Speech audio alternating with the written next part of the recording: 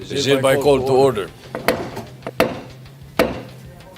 Senator J.V. Ejercito will lead the chamber in prayer. Heavenly Father, we come before you with humble hearts, knowing that apart from you we can do nothing, but with you all things are possible. Thank you for the gift of service and the opportunity to work for the good of our people. As we face the important task of deliberating the 2026 national budget in the plenary, grant us wisdom, clarity, and compassion. May every decision we make serve the best interests of our nation, especially the poor and the vulnerable. Lord, we lift up to you the communities devastated by Super Typhoon Uwan in Luzon and Typhoon Tino in Visayas. Comfort those who have lost loved ones, shelter the displaced, and strengthen the weary. Bless all those working tirelessly in rescue, relief, and recovery efforts. We also continue to remember those affected by the recent earthquakes in North Luzon, Cebu, and Davao. May your healing presence restore what has been broken and bring hope to those in despair. Bless our beloved Philippines. Keep us steadfast in purpose, united in compassion, and faithful in service so that the work of our hands may lead to lasting peace and progress for all. All these we ask in Jesus' name. Amen. Amen. Session is suspended.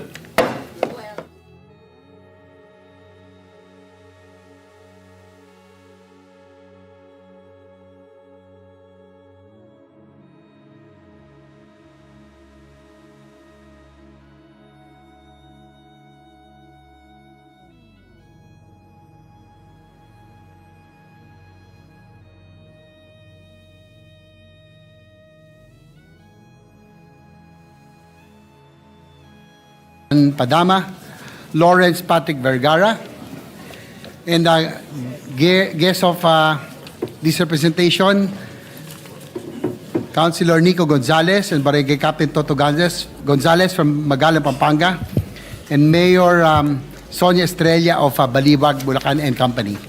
We welcome to the Senate. Yes, we welcome the guests to the Senate. Thank you. Mr. President, I move that we proceed with the reference of business. Secretary, you proceed with reference of business. Messages of the President of the Philippines. Letters of His Excellency President Ferdinand R. Marcos Jr. dated 6 October 2025. Resubmitting for the Senate's consideration and concurrence the following agreements. A. Protocol to amend the Convention on Offenses and certain other acts committed on board aircraft protocol, which was adopted on 4 April 2014 in Montreal, Canada. B. United Nations Convention on International Liability for Damage Caused by Space Objects Liability Convention, which was signed on 22 August 1972. C. Treaty between the Government of the Republic of the Philippines and the Government of the United Kingdom of Great Britain and Northern Ireland on the transfer of sentenced persons, which was signed on 26 October 2023 in Manila, Philippines. D. Protocol to amend the Vienna Convention on Civil Liability for Nuclear Damage Protocol, which was signed on 10 March 1998 in Vienna, Austria. E. Joint Convention on the Safety of Spent Fuel Management and on the Safety of Radioactive Waste Management, which was signed on 10 March 1998 in Vienna, Austria. F. Convention on Supplementary Compensation for Nuclear Damage, which was signed on 10 March 1998 in Vienna, Austria. G. Convention on Nuclear Safety, which is signed on 14 October 1994. And H. Agreement between the Government of the Republic of the Philippines and the Government of the Kingdom of Cambodia for the elimination of double taxation with respect to taxes on income and the prevention of tax evasion and avoidance, signed on 11 February 2025 in Manila. Referred to the Committee on Foreign Relations. Letter of His Excellency President Ferdinand R. Marcos Jr. dated 25 September 2025, returning without signature the Consolidated Senate Bill number 1536, House Bill number 11421, an act strengthening the protection of the Las Piñas Parañaque Wetland Park, including the establishment of its buffer zone and appropriate funds therefore, pursuant to Section 27, Paragraph 1, Article 6 of the 1987 Constitution.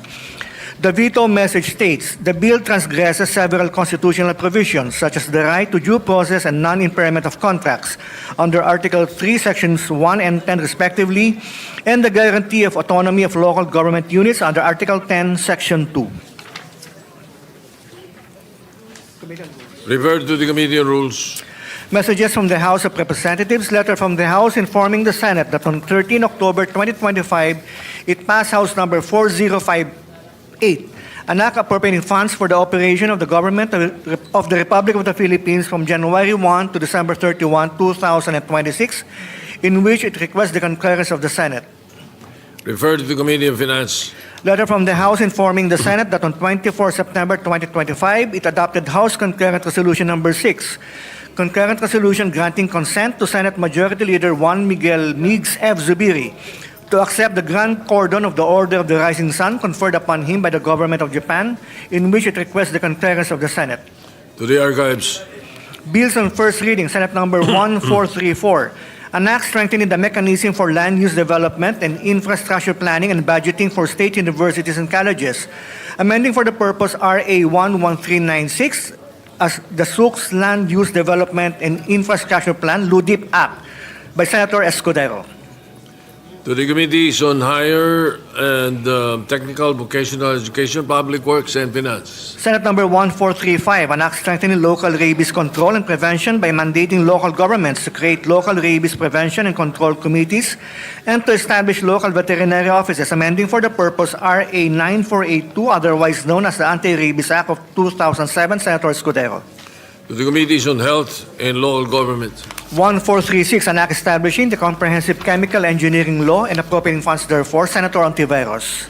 To the Committees on Civil Service and Finance. Senate Number 1437, an act providing for comprehensive and responsive civil registration and vital statistics system, amending for the purpose RA 3753 of the Philippine Civil Registry Act of 1930 and providing funds therefore, Senator Ontiveros. To the Committees on Justice and Finance. Senate Number 1438, an act mandating the use of drone monitoring for all government construction projects as a prerequisite for payment, Senator Villar M. To the Committees on Public Works, Science and Technology, and Finance. Senate Number 1439, an act providing for protection of the remittances of overseas Filipino workers, Senator Tulfo R. The Committees on Banks and Migrant Workers. Senate Number 1440, an act providing the criteria in defining the national heroes of the Philippines, prescribing the guidelines and mechanism for their selection, and for other purposes, Senator Lacson. To the Committees on Culture and Finance. Senate Number 1441, the Social Media Fairness and Algorithmic Transparency Act of 2025 by Senator Soto III.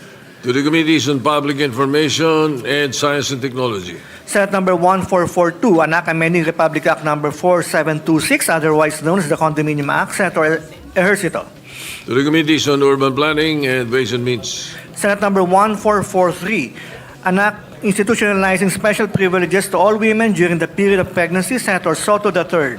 To the Committees on Women and Health. Senate Number 1444, an act amending Title 14 of Act Number 3815 as amended, otherwise known as the Revised Penal Code, and for other purposes, Senator Soto III. Referred to the Committee on Justice and Human Rights. Senate Number 1445, an act institutionalizing the assistance to individuals in crisis situations program of the Department of Social Welfare and Development, providing penalties for the violation of certain unlawful acts and appropriating funds therefore, Senator Tulfo E.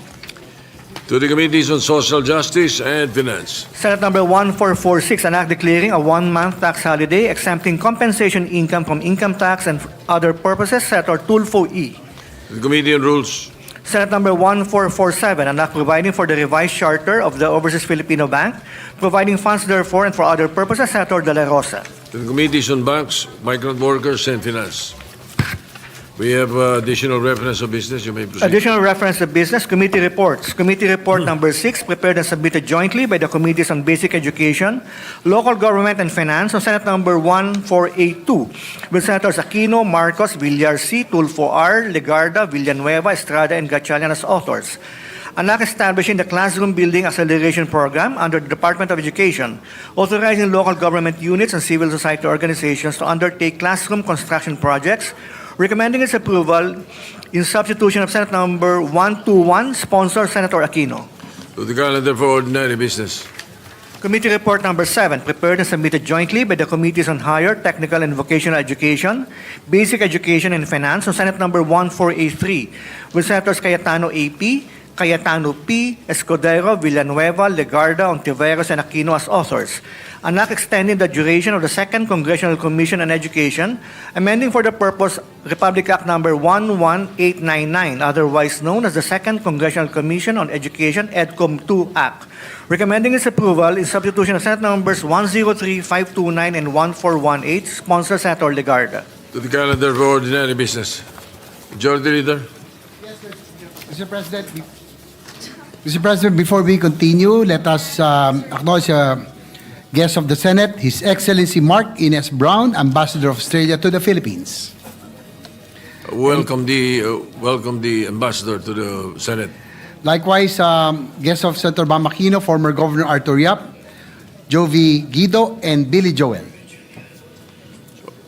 Likewise, welcome to the distinguished guests. Mr. President, pursuant to Rule 10, Section 13 of the Rules of the Senate, I move to elect Senator Panfilo Lacson as chairperson of the Committee on Accountability and Public Officers and Investigation. I'll move, Mr. President. Any objection?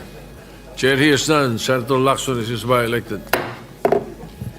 Mr. President, I move that we transfer from the calendar for ordinary business the calendar for special orders committee report number 6 on Senate Bill number 1482. This is the bill on the Classroom Building Acceleration Program or CAP. So move, Mr. President. Any objection?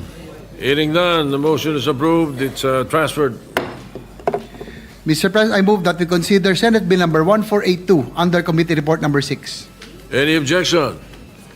Hearing none, motion is approved. Consideration of Senate Bill 1482 is now in order. The Secretary is directed to read the title, only the title, without prejudice to inserting into the records the whole text thereof. An act establishing the Classroom Building Acceleration Program, CAP, under the Department of Education, authorizing local government units and civil society organizations to undertake classroom construction projects. Majority Leader. To sponsor the measure, I move that we recognize Senator Bam Aquino, the chairperson of the Committee on Basic Education. So move, Mr. President. The Chairman of the Committee on Basic Education, Senator Bam Aquino, is recognized. You have the floor. Thank you, Mr. President. Mr. President, mga kababayan at kapwa ko Pilipino, magandang hapon po sa ating lahat. The Committee on Basic Education is pleased to present Senate Bill 1482 under Committee Report number 6, otherwise known as an act establishing the Classroom Building Acceleration Program or CAP under the Department of Education, authorizing local government units and civil society organizations to undertake classroom construction projects or the CAP Act. Una po sa lahat, nais po natin pasalamatan ang Philippine Institute of Certified Quantity Surveyors, ang Yellow Boat of Hope, Hope Foundation, ang Atbuhay Foundation, si Architect Peach Buencamino at si Mr. Lucky Calotes or si King Lux para po sa pagdalaw ngayong araw at sa pagsuporta at pag-volunteer dito po sa pagbuo ng ating panukalang batas. Dear friends, our sponsorship of this bill comes at a time when our nation is in crisis. Naibulatlat po ang issue ng maling paggamit ng flood control budget dito po sa Senado at sa Kongreso at nailantad po sa ating lahat ang karumal-dumal na korupsyon sa ating gobyerno. Pero nais po nating ipaalala na may isa pang krisis sa ating bansa. 2 months ago, nagtalumpati po tayo tungkol sa EDCOM report at ang nakalagay po doon na 165,000 na kulang na silid-aralan sa ating bansa. Noong Oktubre, nalaman po natin sa DPWH hearing na 22 pa lang ang naitatayo ng national government. Kahit po si Secretary Dizon na bago pa lang sa DPWH, nagulat, napasigaw, totoo ba to? Ang nakaplano po ng DPWH for this year ay 1,700 classrooms. And up to October of 2025, 22 pa lang po ang nabuo po nila. Pero kahit naitayo po nila ang buong 1,700 classrooms, kita naman po natin kulang na kulang pa rin yan pagdating sa national gap po natin. Sinabi ko na po dati na ang hinala po natin mas malaki pa talaga ang kulang. Meron pa pong mga classroom na overcrowded at nagsishifting. meron pong mga sira-sira, meron pong nakondena, at alam din po natin na lalaki at lalaki ang gap na ito kung hindi po natin aaksyonan. Sa current backlog na 165,000 classrooms, kasama po ang mga classroom na ikokondena at para sa mga bagong estudyante, lalaki at lolobo ang classroom gap natin mula 165,000 magiging 219,000 by 2028 kung hindi po tayo aaksyon.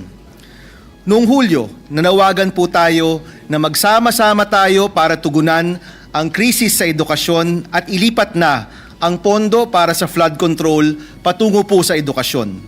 Ngayong Nobyembre, nananawagan po muli tayo. Ang kailangan po ng ating bansa at ng ating kabataan, edukasyon at hindi korupsyon. At alam po natin na hindi tayo nag-iisa sa panawagang ito.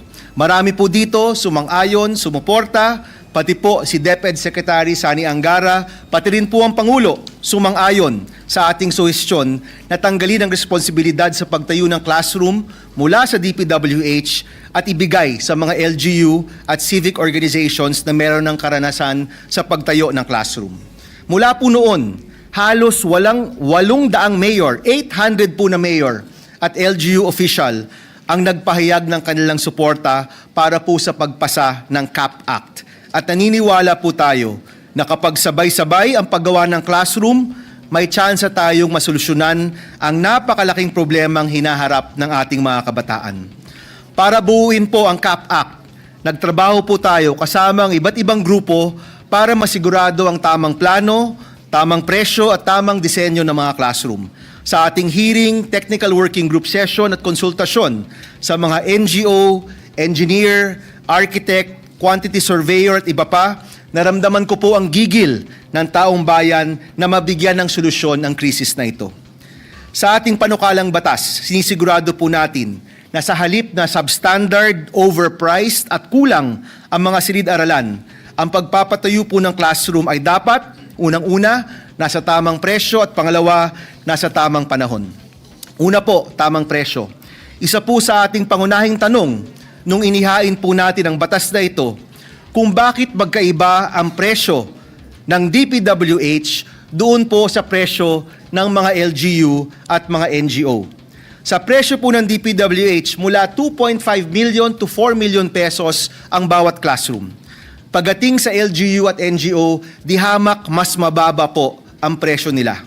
Ang solusyon po sa CAP Act, price ceiling, base po sa disenyo na pinaghirapan ng iba't ibang eksperto sa pribadong sektor. Pasok sa minimum standards ng DepEd pero nasa presyong 1.8 million per classroom po lamang. Average po yan. This is roughly, on average, around 55% less than the original government cost of DPWH. Yung bagong disenyo, standard and specification ng classroom ay may regular review kasama ang mga eksperto mula sa pribadong sektor para maiwasan ang overpricing ng classroom. At naglagay rin po tayo ng probisyon na required isa publiko ng DepEd ang mga dokumento ukol po sa pagtayo ng classroom sa ilalim ng ating batas para mabantayan ng taong bayan ang ilalaan na pera para po sa pagtayo ng silid-aralan. Pangalawa po, second salient feature, sa tamang panahon para sa agarang pagsara ng classroom gap. Tamang presyo, tamang panahon. Binuo po natin ang batas na ito para sa decentralization ng pagtatayo ng classroom. Ibig sabihin po, sa ating panukalang batas, may pagkakataon na magtayo ng classroom ang mga LGU at CSO at hindi na po kailangang hintayin ang DPWH. Bukod po dito, binibigyang prioridad ang pagpapatayo ng classroom sa mga lugar na handa na magpatayo. Ibig sabihin po, mapapabilis ang pagtayo ng classroom dahil sabay-sabay po tayong nagtatrabaho. Uulitin ko po, 165,000 ang classroom gap po natin. At lalawak ang gap po na ito dahil po sa condemned classrooms, population growth, at sa failure to build on time and on target. Dagdag pa po dito ang mga classroom na nasira dahil po sa bagyo at apektado ng mga lindol. Lulobo po ito to more than 200,000 in 3 years kung hindi po tayo gagalaw. Kung nais po nating maisara ang classroom gap by 2031, in 6 years, pakiwari ko po, kailangan po natin magbuo ng 39,000 classrooms kada taon. Take note po, ang target po for 2025, 1,700 classrooms po lamang. Kung ganyan lang po ang target natin, tila imposible po masara ang classroom gap. Pero kung nais po natin itong maisara, in 6 years, kailangan po natin magbuo ng 39,000 classrooms per year for 6 years. Ang presyo po nito, roughly, nasa 90 billion pesos kada taon. Or to close our classroom gap, kailangan po natin ng 540 billion sa loob ng 6 na taon. Nakakalula po ang presyong ito. Napakalaki po ng pondo. Pero alalahanin po natin, yung original na pondo ng flood control para po sa 2026 budget ay 252 billion. Parang kalahati na po ng presyong kailangan natin para sa classroom gap. Siguro po, kung kaya nating originally mag-budget ng ganong kalaki for flood control, kaya naman po natin mag-budget ng tamang presyo para po sa classrooms ng ating kabataan. Sabi nga po, kung gusto, may paraan, kung ayaw, maraming dahilan. Yan po yung challenge na hinaharap po natin. Hindi lang po yung pagpasa ng bill na ito, kung hindi tamang pagpondo ng classrooms. At natutuwa po ako na sa technical working group, mukhang sumasang-ayon naman po ang chairman of finance natin dito po sa pagtaas ng ating pondo para sa classrooms. Huwag na po tayong magpaligoy-ligoy sa pagtugon ng pangangailangan ng mga estudyanteng Pilipino. Kaya po ngayon po napapasok tayo sa 2026 budget deliberation, inaasahan po natin at inaasahan din po ng kabataan Pilipino na mapopondohan natin ng tama ang classroom sa ating bansa. Sigurado po tayo na pag lahat ng pangangailangan sa edukasyon ay nabudgetan po natin ng maayos, may pera pa po para sa mga iba pang serbisyong pampubliko. Sa laki po ng perang nawala, ganun rin po kalaki ang utang ng gobyerno sa kabataan at sa taong bayan. Sa halip na nakawin ang kinabukasan ng ating kabataan, kailangan natin magsama-sama para mamuhunan sa kanilang kinabukasan. Mr. President, mga kasama, when we first talked about the education crisis 2 months ago, sinuportahan niyo po ako dito po sa ating laban para sa dekalidad na edukasyon para sa kabataan Pilipino. Sa harap ng lahat ng pangyayari sa ating bansa, sa mga investigasyon at sa mga panawagan para sa pananagutan, naniniwala po tayo na meron pa ring espasyo para magsama-sama po tayo.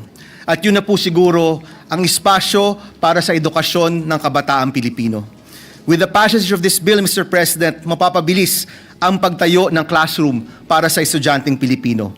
Sa halip na dekada bago mapunuan ang classroom gap, kung aaksyon po tayo ngayon, inaasahan ko po na masasara natin ang classroom gap bago pa po gumraduate ang nasa grade 1 ngayon. Ito po yung hangad natin. Estudyanteng nakaupo sa silya, hindi po sa sahig. Paaralan na iisa lang ang shift, hindi po 3.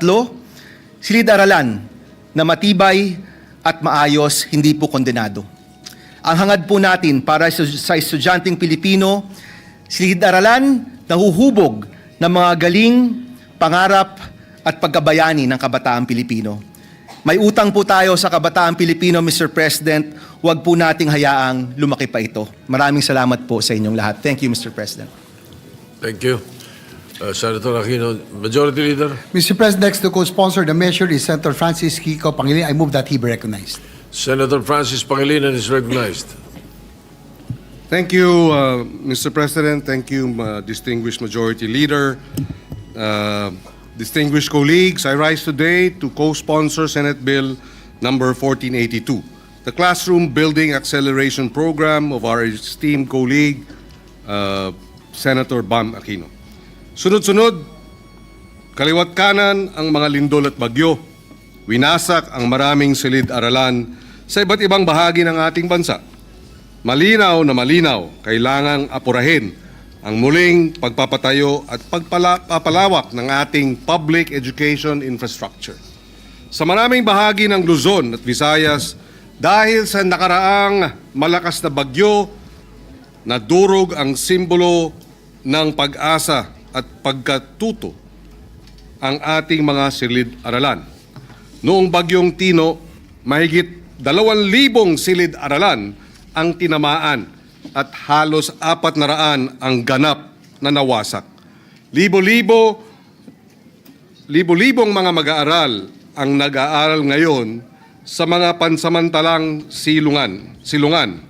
Sa gitna ng kaguluhan at kawalan ng katiyakan, ang mga guro naman araw-araw nagpupumilit lumikha ng isang ligtas na kanlungan para sa kanilang mga mag-aaral. Pero hindi nagsisimula ang krisis sa kalamidad. Mas pinalala ito dahil bago pa man nung bagyo at lindol, isiniwalat na ng EDCOM 2 ang malinaw at kagimbal-gimbal na detalye. Bago pa man ang mga sakunang ito, 165,000 ang mga silid-aralan na backlog sa ating mga classroom. Sa nakaraang pagdinig ng budget ng DPWH dito sa ating dito sa Senado, nabanggit na 22 classrooms lamang ang napatayo ngayong 2025. Hindi ito simpleng mga numero. Mga bata itong gustong-gustong mag-aral kahit siksikan sa klase o tatlo sa isang mesa, kahit marami sa kanila ay tinatawag na I-learners, kahit na sa ilalim ng puno ng saging o kaya puno ng mangga sila nagkaklase. Totoo pa rin ito. Ipinagkakait ang mga pasilidad sa edukasyon. Sabi nga sa ulat ng EDCOM 2, naghihingalo ang ating sistema ng edukasyon, ang ating mga anak, ang ating kinabukasan. Pagkatapos ng lindol sa Cebu, kamakailan, meron isang batang nagtanong tungkol sa nasira niyang paaralan. Paano po kaya kami matututo kung wala na kaming silid-aralan? Ngayon, habang tinatalakay natin ang Classroom Building Acceleration Program, iaalay natin ang pagtalakay na ito sa mga bata, sa mga guro, mga magulang, mga pusong umaasa na ang ating mga magiging desisyon ay magbubukas ng mas maaliwalas na kinabukasan. Ang panukalang batas na ito ang magbibigay ng kapangyarihan hindi lamang sa mga ahensya ng pambansang pamahalaan, kundi pati sa pribadong sektor, pati sa mga local government units at civil society organizations upang mapabilis ang pagtatayo ng silid-aralan sa buong bansa. Saklaw ng programa ang malinaw at tiyak na pananagutan sa pagpapatupad habang tinitiyak ang pagsunod sa mga bagong pamantayan sa mga lugar ng disaster prone. Disenyo ito para upang maging mabilis, mahusay at matapat ang pagpapatayo ng mga silid-aralan. Walang labis, walang kulang, at higit sa lahat, walang kickback. Nung pagdinig ng panukalang batas na ito, nabanggit ng ating mga resource persons mula sa DepEd na mayroong panahon na dahil sa PPP, ang involvement ng open, transparent public bidding ng pribadong sektor, hindi DPWH. Noong mga panahon na yon, may matching ang DepEd at ang LGU para magkaroon ng school building program. Nung nagsanib puwersa ang PPP at ang matching ng national government at local governments, at one point, we were constructing 600 school buildings a week. Nagawa na noon, kayang gawin ulit ngayon, at ito ang layunin ng Senate Bill 1482. Ito ang pangako natin, walang bata ang dapat mawalan ng kinabukasan dahil lang sa nililipad o gumuguhong bubong. Walang guro ang dapat magturo sa ilalim ng pansamantalang tolda pagkatapos ng bagyo. Pinapantay natin ang isang institusyong pangmatagalan, isang programang karapat-dapat sa mga pag-asa na ipinagkatiwala sa atin at tumutugon sa mga natuklasan ng EDCOM 2 at sa realidad ng ating bansang climate vulnerable. In closing, Mr. President, dear colleagues, the future of education, the strength of our communities, and the dignity of the Filipino learner depend on what we do next. Let us support the Classroom Building Acceleration Program. Let us build 600 to 1,000 classrooms every week and help us rebuild with urgency, creativity, and compassion. Salamat po. Thank you. Majority Leader. Mr. President, next to co-sponsor the measure is Senator Christopher Lawrence Bongo. I move that he be recognized. Senator Christopher Bongo is recognized. Mr. President, esteemed colleagues, I rise before this August chamber to co-sponsor the proposed measure, Senate Bill number 1482, or the Classroom Building Acceleration Program Act. As the chairperson of the Senate Committee on Youth, I share the same vision of empowering the next generation through education. That is why I have pushed for measures that uplift the welfare of students, educators, and their families. Ang kabataan po ang pag-asa ng ating bayan at bukod sa kanilang kalusugan, edukasyon ang dapat na maging prioridad. Hindi po lingid sa kaalaman ng marami na ang kakulangan sa silid-aralan ang isa sa pinakamalaking problema na kinakaharap ng sektor ng edukasyon. For the year 2023, EDCOM2 reported that there is an existing backlog of 165,000 classrooms nationwide, which greatly affects the learning outcomes of our young Filipino learners. Kahit saan po ako pumunta sa magkabilang sulok ng Pilipinas, pag baba ko dun sa mga eskwelahan, ang nilalapit ng mga teachers o mga principals ay kakulangan talaga ng classroom at pinapakita nila yung mga sira-sira na nilang mga classroom. Nakakalungkot pong isipin na nasasayang po ang pondo para sa mga flood control projects. Sana po inilaan na lamang po ito sa sektor ng kalusugan at kaya po dito sa sektor ng edukasyon para makapagpatayo tayo ng silid-aralan or classrooms. Sa 1.2 trillion na budget para sa flood control mula 2022 hanggang 2025, aabot sa 300,000 to 600,000 classrooms. Sana ang naipatayo or 60,000 evacuation centers. Batas na po ito through Ligtas Pinoy Centers Act, or 80,000 health centers, or even 800 tertiary hospitals ang pwedeng may papatayo sa mga pondong ito. This proposed measure stays true to the state's constitutional mandate to provide quality education to each and every Filipino learner. Dapat lamang po na magkaisa ang iba't ibang sektor ng ating lipunan upang mapunan ang kakulangan ng silid-aralan ng ating bansa. With this bill, the participation of different vital sectors of our society will be encouraged, thereby strengthening the partnership between the national government, local government units, private sectors, and civil society groups. Malaking tulong po dito yung LGU dahil mas alam nila ang kakulangan ng classrooms po sa mga lugar nila. Mr. President, I manifest my full support for the passage of this significant measure, and I also respectfully submit to this chamber my interest in being made of one of the co-authors of this important piece of legislation. Maraming salamat po, Mr. President. Majority Leader. Yes, Mr. President, next to co-sponsor the measure is Senator Lauren Legarda. I move that she be recognized. Senator Lauren Legarda is recognized. With the permission of the sponsor, may I co-sponsor the said measure? Mr. President, distinguished colleagues, in the past days, communities across several regions braced for the impact of Typhoons Tino and Uwan. Preliminary reports by the Department of Education indicate that at least 312 schools in Bicol, Calabarzon, and the Cordillera Administrative Region sustained significant damage. When the waters recede and families return, many students in affected areas will find their classrooms flooded, compromised, or no longer structurally sound. This is not an isolated event. It reflects a long-standing structural problem. The national classroom backlog remains large and persistent, accumulated over decades of population growth, recurrent disaster exposure, natural deterioration of school buildings, and uneven quality and capacity in infrastructure delivery. Why does this matter?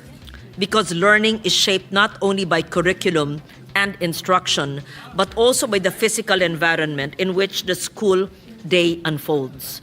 Classroom conditions such as adequate space, ventilation, lighting, noise reduction, and safety directly influence attention, comprehension, and readiness to learn.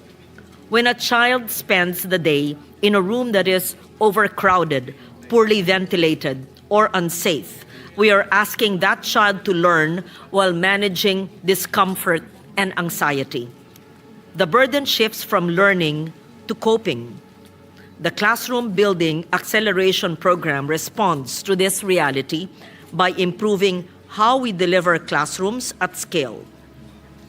The bill allows capable local governments and qualified civil society organizations to implement classroom construction using national funds, provided that all projects meet the DepEd's minimum performance standards and specifications, including climate resilience, digital connectivity, and adequate water and sanitation facilities.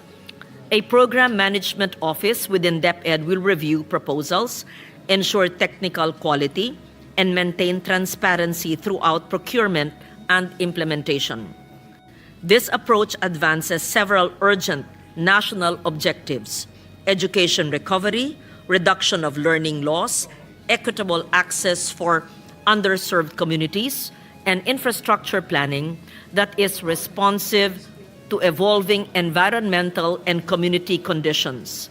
It ensures that the classrooms we build are not only numerous, but also structurally sound, context appropriate, and suited for the climate future we already live in. I thank the sponsor for this measure, Senator Bam Aquino, for championing this measure.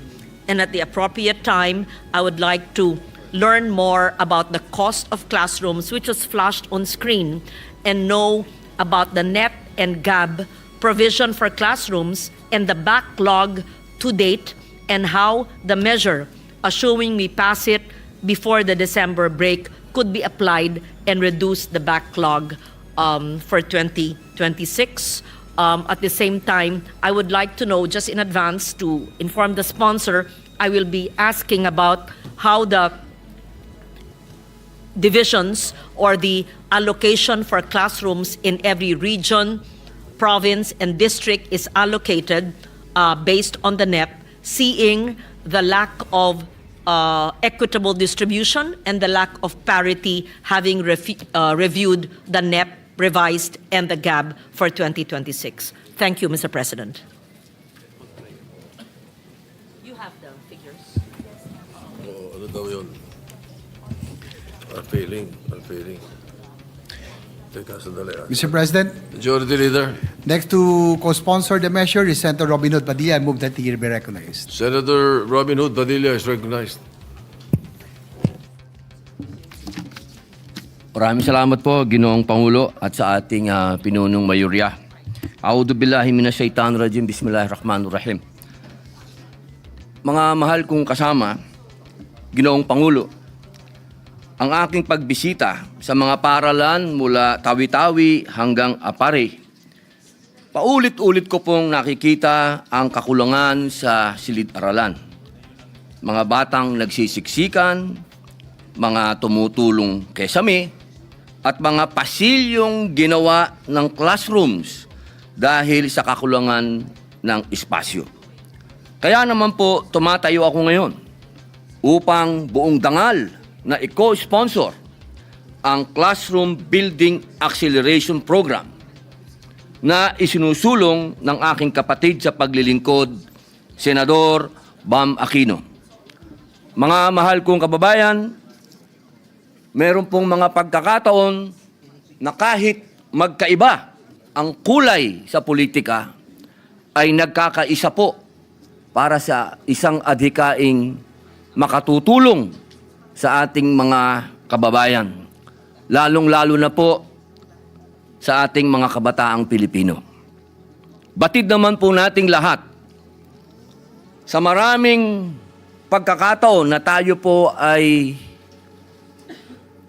sinakop ng mga dayuhan o ng anumang adhikain o ng anumang religion, pinakamahalaga po at unang-una na dinadala nila ay edukasyon. Sapagkat ito po yung pinaka matinding pangangailangan upang magkaroon ng pagkakaintindihan.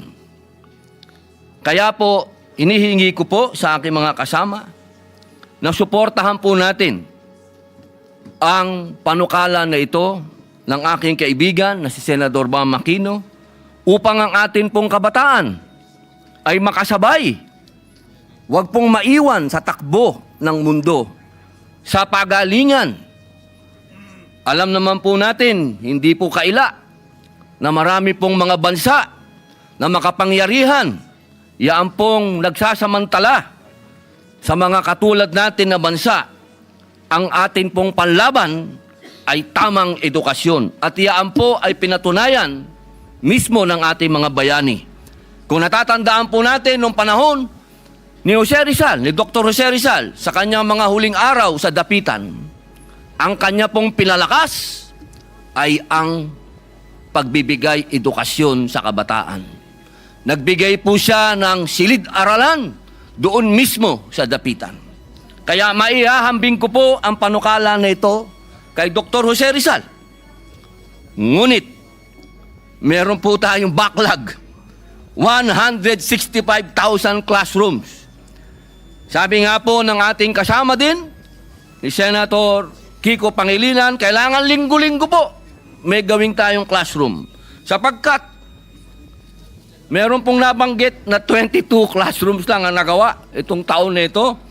Na ang target po ay 1,700. Ibig pong sabihin, kailangan natin ng 55 years para abutan po natin yung 1,700. Pero bago po natin magawa yon, lolo na po yung mga bata. May mga apo na po sila. Kaya sana po, akin pong hinihingi, suportahan natin ito sapagkat kung edukasyon ng susi sa ating kinabukasan, patuloy tayong makukulong sa problema ng kasalukuyan dahil sa kakulangan at kawalan ng maayos na silid-aralan. Naniniwala po ako na ang CAP-Act ay tunay na makapagbibigay ng solusyon sa suliraning ito.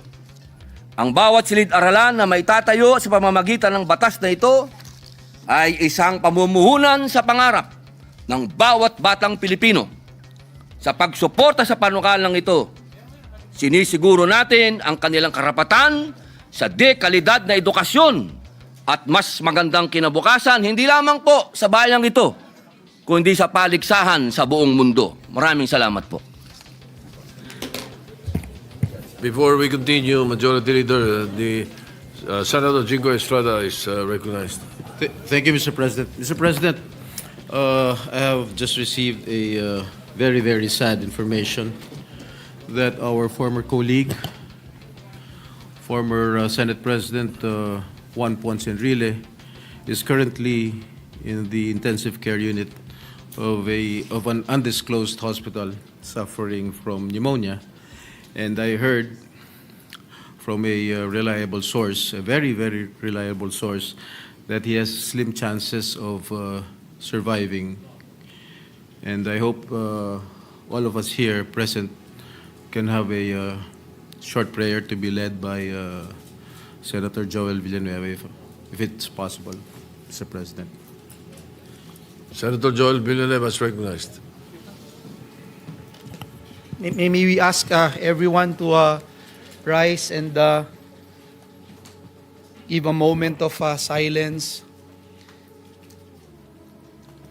Dakilang Diyos, Ama naming sumasalangit, kami pong lahat ay lumalapit, naninikluhod sa iyo, humihingi ng tawad sa anumang kasalanan na aming nagawa sa isip, sa salita o sa gawa.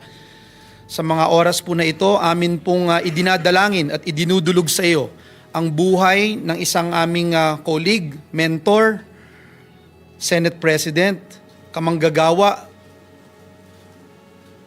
tagapaglingkod, naninilbihan para sa aming mga kababayan, Senator Juan Ponce Enrile. Ikaw, O Diyos, ang may hawak ng kanyang buhay. Ikaw ang nagbigay ng kanyang buhay. Ikaw ang nag-inspire at humawak ng kanyang buhay para marating niya kung anuman ang kanyang narating sa mga oras na ito. Hinihiling po namin ang iyong paggabay, ang iyong direksyon, ang iyong paghipo at pagbibigay ng kagalingan sa bawat kalamnan, sa bawat suluk-sulukan ng kanyang buong katawan.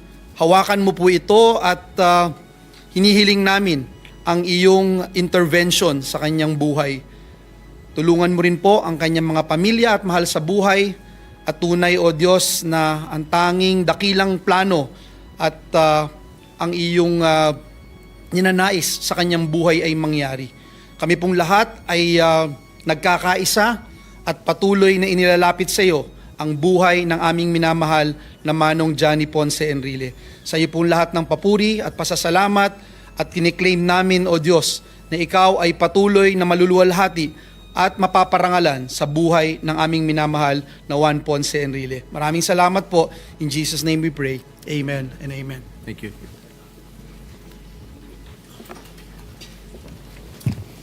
Majority Leader. Yes, Mr. President, next to co-sponsor the measure is Senator Raffy Tulfo. I move that he be recognized. Senator Raffy Tulfo is recognized.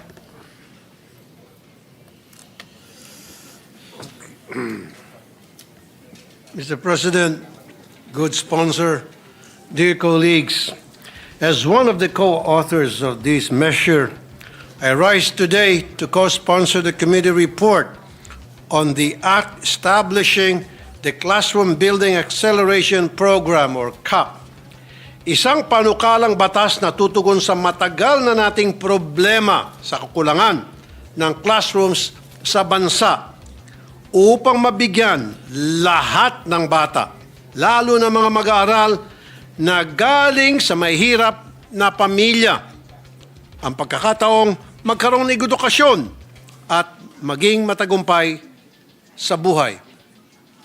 This proposed measure is not only timely, but it will also save the government millions of funds for classroom building na dati-rati nabubuhos lang sa DPWH, isang ahensyang tadtad ng anomalya ngayon.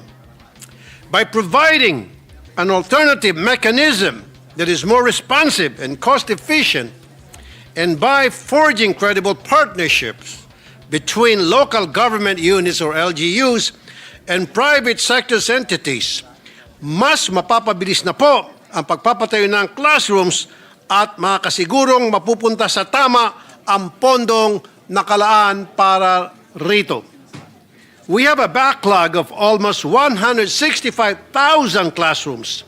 At base sa mga datos na isinumite sa atin, kakailanganan natin ng almost 15 years, 15 taon po yan, isang dekada at kalahati, upang matugunan ang problema sa classroom shortage.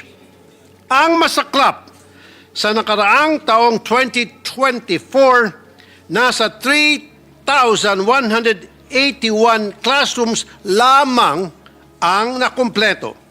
Sa makatuwid, at the rate we're going, we will need at least 50 years to hit our target.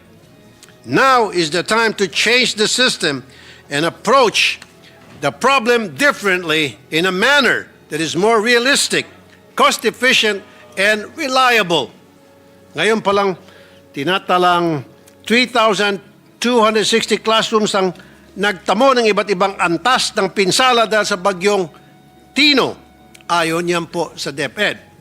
At noong linggo, dahil sa bugso ng bagyong Uwan, DepEd reported that in Bicol and Calabarzon alone, 1,182 classrooms were partially damaged, 366 heavily damaged, and 261 were totally destroyed. Habang tayo ay dinadaanan ng mga bagyo buwan-buwan, patuloy din na nadadagdagan ang datos sa classroom shortage.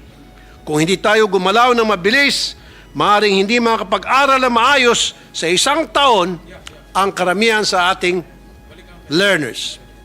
In response to this situation, it is noteworthy to highlight Section 5, Paragraph D of the proposed measure. Schools located in high-risk or disaster-prone areas, such as those vulnerable to flooding, earthquake, or other similar calamities, and those reliant on temporary learning spaces. shall be prioritized under this program. Isa lamang ito sa mga magagandang probisyon ng panukalang batas na mabibigyan solusyon sa problema ng classrooms sa panahon ng kalamidad. Excuse me. I welcome the proposed partnerships between LGUs and NGOs upang agad matugunan ang problema ng classroom shortage under the able guidance and authority of the DepEd na siya naman talagang nakakaalam kung ano talaga ang kailangan at naangkop sa mga mag-aaral ng iba't ibang lugar sa Pilipinas. Under this bill, DepEd minimum performance standards and specification will ensure that classrooms shall be built taking into serious consideration all relevant factors like topography, climate conditions of a given area, digital connectivity, and access to transportation, such that these projects are structurally sound, and given that schools are also being used as evacuation centers during calamities. At huli sa lahat, napapanahon na magkaroon ng funding ang cost ceilings sa mga gastusin sa construction ng classroom. Under this bill, funds for projects under this measure shall not be bloated and wasted. Tama na yung mga kumikita sa mga construction projects. Mr. President, education is the cornerstone of national development, social stability, and economic progress. Hence, it is imperative to strengthen our educational system by building these much-needed classrooms at the soonest possible time. Kaya, nagpapasalamat po ako kay Senator Bam Aquino, the chairperson of the Committee on Basic Education, for prioritizing this concern. With the passage of this bill, nakaasa tayo na mas marami ng batang Pilipino ang makapasok at makapag-aral sa mga susunod na taon. Again, maraming salamat kay Senator Bam Aquino sa pag-sponsor ng napakagandang bill na ito. Thank you, Mr. President. Majority Leader. Mr. President, to co-sponsor the measure is Senator Joel Villanueva. I move that he be recognized. Senator Joel Villanueva is recognized. Thank you, Mr. President. Thank you, Majority Leader. This will be short. I'd like to just put into the records, Mr. President, that we would like to commend and congratulate our chairperson, Senator Bam Aquino, to having sponsored this Classroom Building Acceleration Program Act.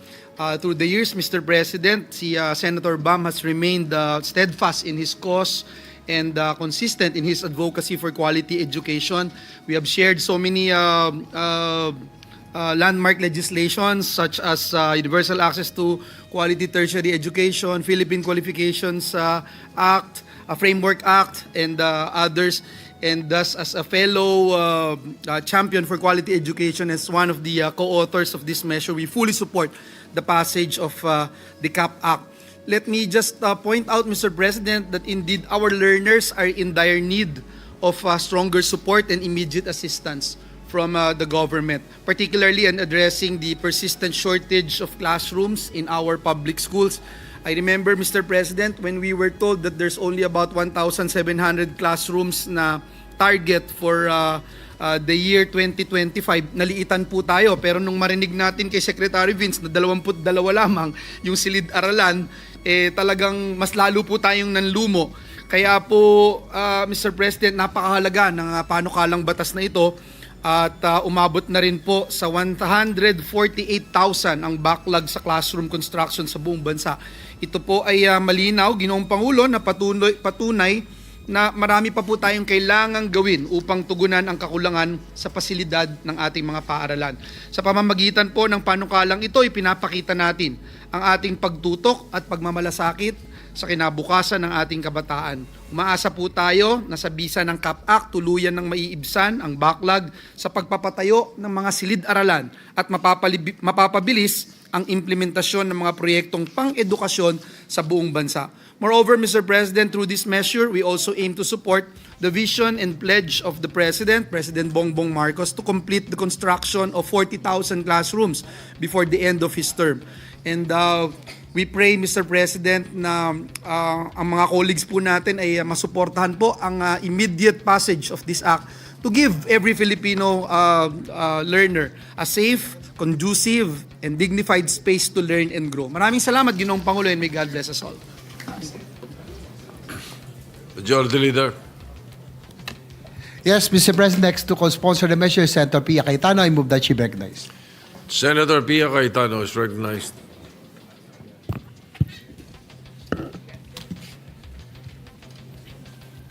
Thank you, Mr. President. Today I rise to co-sponsor Senate Bill number 1482 under Committee Report number 6. This bill seeks to address the country's classroom shortage by authorizing eligible LGUs and the civil society organizations to implement classroom construction projects using government funds complementing existing DepEd infrastructure programs. The shortage of classrooms have been a perennial problem in our education system, and I have long advocated for the acceleration of classroom constructions. In 2022, as the Senior Vice Chair of the Committee on Finance, handling the budget of education, I presented data during our DBCC briefing on classroom shortage. The classroom shortage was then 127. Can I wait for the slide to be shown? The classroom shortage was then 127,039. The budget needed to build these classrooms was 317 billion. The budget allotted in the NEP was only 5.92 billion. So from 317 needed, 5.92 billion. And with this budget, it would take us 60 years to fill the gap. My bold proposal then at the start of this administration was to consider closing the classroom gap by budgeting 52 billion per year. Sounds like a lot, right? But nowadays, we know that 52 billion can be produced pag kailangan pala. At mukhang mas madali kung may mali siya. Sorry, I had to say that as part of this speech because that's how people understand these numbers these days. So here we are, 3 years later. Just a few weeks ago, I also presented in the DBCC briefing hearing. According to the DepEd, the classroom shortage is now 165,000. So from 3 years ago na 127,000, ngayon 165,000 na. Kasi marami pa rin tayong mga anak, mga kababayan.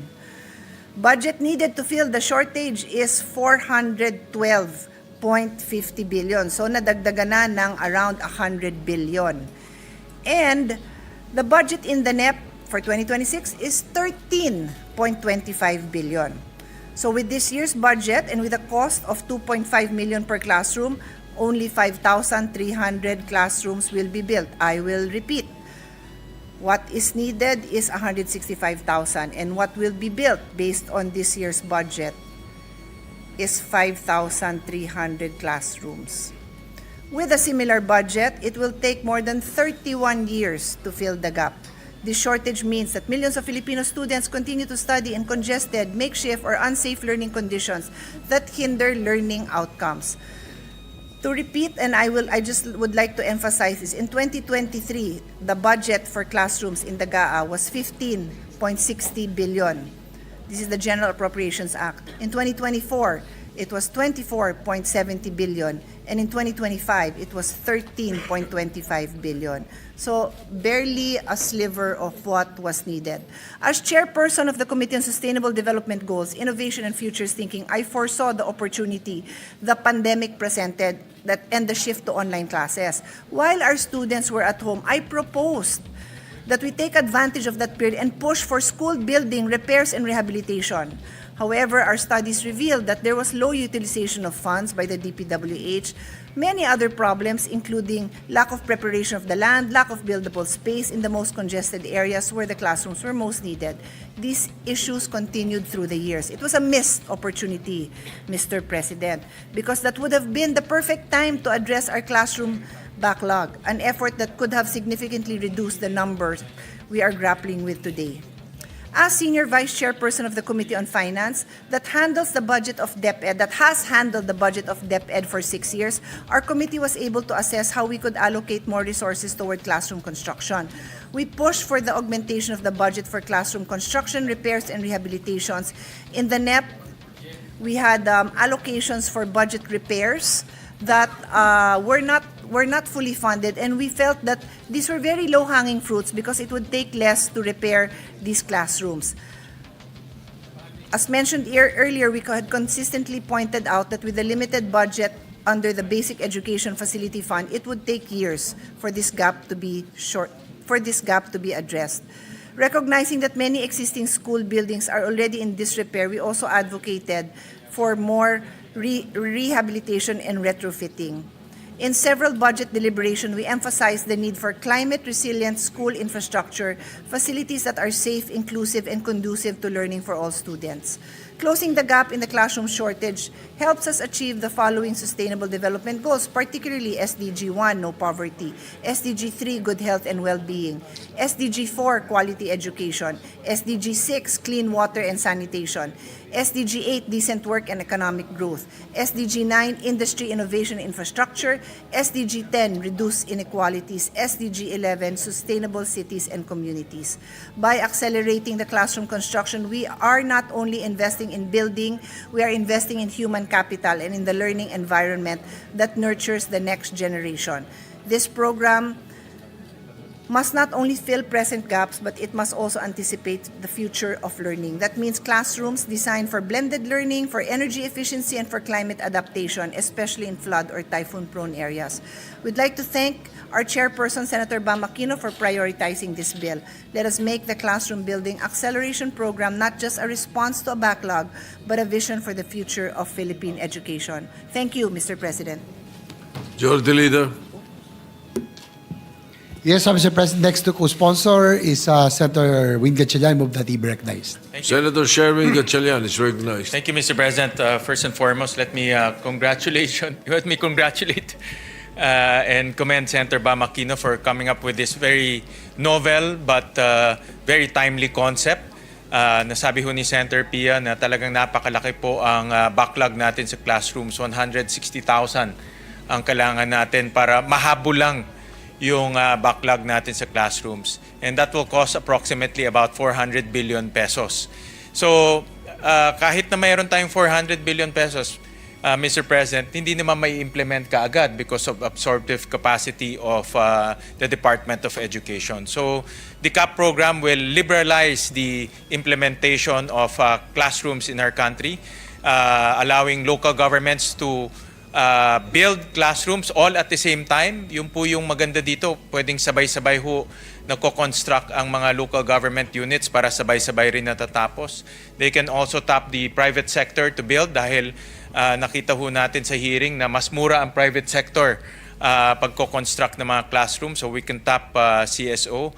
And we can also come up with innovative modalities such as PPP para pumahabol natin yung 165,000 na backlog natin.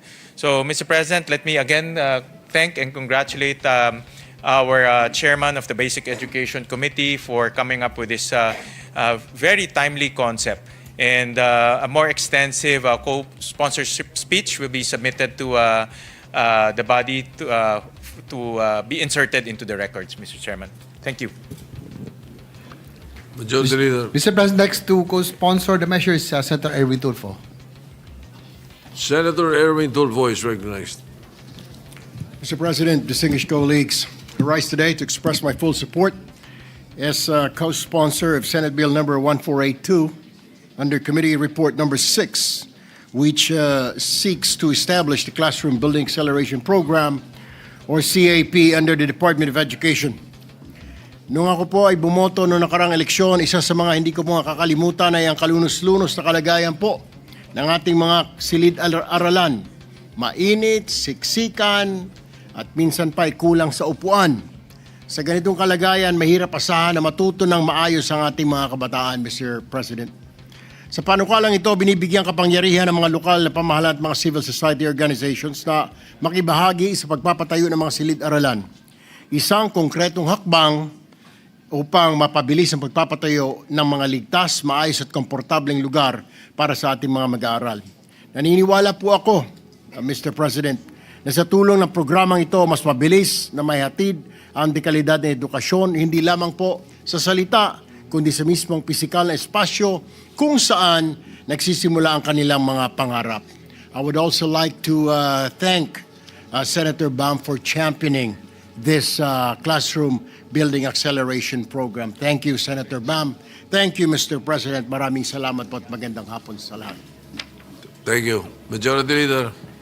Yes, Mr. President, as to co-sponsor the measure is this presentation. May I be recognized, Mr. President?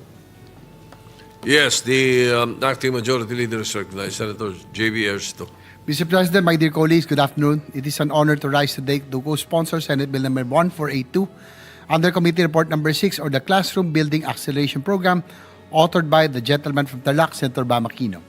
Batid po natin na sa kasalukuyan, isa sa pinamabigat na suliranin kinakaharap ng ating bansa sa sektor ng edukasyon ay ang malaking kakulangan sa silid-aralan ng ating mga pampublikong paaralan.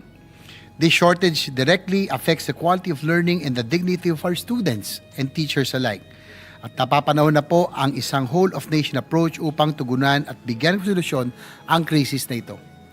Recognizing the magnitude of a classroom backlog, we acknowledge the necessity of forging stronger partnerships with the local government units and the private sector to expedite classroom construction nationwide.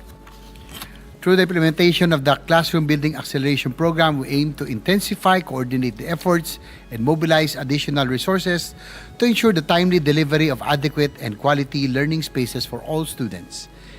Pinasasalamatan natin si Senator Bam for championing the bill that seeks to address the glaring shortage of classrooms in the country. You have our full and unwavering support ensuring that this vital legislative measure is passed into law as soon as possible. Kaugnay nito, patuloy din po nating isinusulong ngayong 20th Congress ang Senate Bill number 2 o tinatawag na Master Plan for Infrastructure and National Development Act. Layunin na panukalang ito na magtakda ng isang pangmatagalang bisyon at strategiya para sa infrastruktura upang masiguro na mga pangunahing social structures kagaya ng mga silid-aralan at iba pang pasilidad pang-edukasyon ay bahagi ng isang maayos na master plan na itataguyod ng tuloy-tuloy tungo sa pag-unlad sa mga susunod na henerasyon. Mr. President, for every classroom that we build, we also build opportunities. We open doors for learning, growth, and hope. Providing access to education is one of the greatest equalizers of society. At kapag may maayos na mga silid-aralan, may pantay na pagkakataon ng bawat Pilipino na abutin ang kanilang pangarap at makapag-ambag sa pag-unlad ng ating bansa. Mr. President, sa pagpasa natin ng panukalang ito, sabay-sabay tayong nagtatanim ng pag-asa at isang mas maginhawang bukas para sa minamahal na Pilipinas. With the permission of the sponsor, this representation would like also to be co-author of the bill. Thank you, Mr. President. Thank you. Majority Leader. Mr. President, Senators Mark Villar and Jingo Estrada would like to insert to the records their co-sponsorship speech for Senate Bill number 1482. So inserted into the records. Mr. President, I move that we suspend consideration of Senate Bill number 1482. You know, with the number of sponsors and co-authors of this measure, it might as well pass it today. But nevertheless, because we have to follow the rules, we will have to suspend consideration and approve it afterwards. Yes, Senator Bam Aquino is recognized. Before I act on the motion. Yes, Mr. President, I'd just like to thank our colleagues sa napakarami pong sumusuporta. Maraming salamat po. Alam ko pong maraming sumusuporta, hindi ko po ine-expect na marami po mag-co-sponsor at co-author. Thank you so much to our dear colleagues, and I hope this can be one of the measures where we can work together for the Filipino youth and the Filipino people. Salamat po. Well, I have good news for you. Senate Bill 1482, establishing the Classroom Building Acceleration Program, of which you are the principal author of and sponsor, is included in the LEDAC. So even the palace is backing up your bill. So the LEDA priority list, it's included there. So congratulations. Anyway, any motion, any objection to the motion to suspend consideration? Hearing none, the consideration of the motion of the bill is suspended at this point. Yes, Mr. President, our Senate President pro tempore would like to make a manifestation or... he would like to interpret in the next once we resume yes. consideration. All on right. this measure. We will place that on record as soon as you schedule it. As soon as you schedule it for interpellation. Mr. President, Senator Raffy Tulfo is seeking the floor for a manifestation. He will be making a report on his IPU mission, Mr. President. Senator Raffy Tulfo is recognized. Thank you, Mr. President. I'm glad to report back to the plenary my accomplishments in the recently concluded 151st IPU Assembly, which took place in Geneva, Switzerland on October 19 to 23. In attendance at the Assembly with me were Senator Erwin Tulfo as the head of the delegation and Senator Aimee Marcos, with the team upholding humanitarian norms and supporting humanitarian action in times of crises.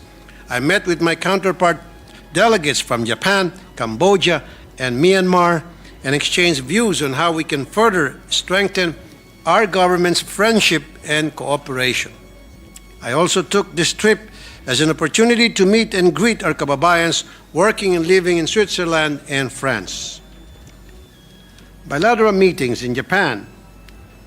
On the sidelines of the IPU Assembly, Senator Erwin and I met with Honorable Fuji Kazuhiro, who is a member of the House of Councilors of Japan.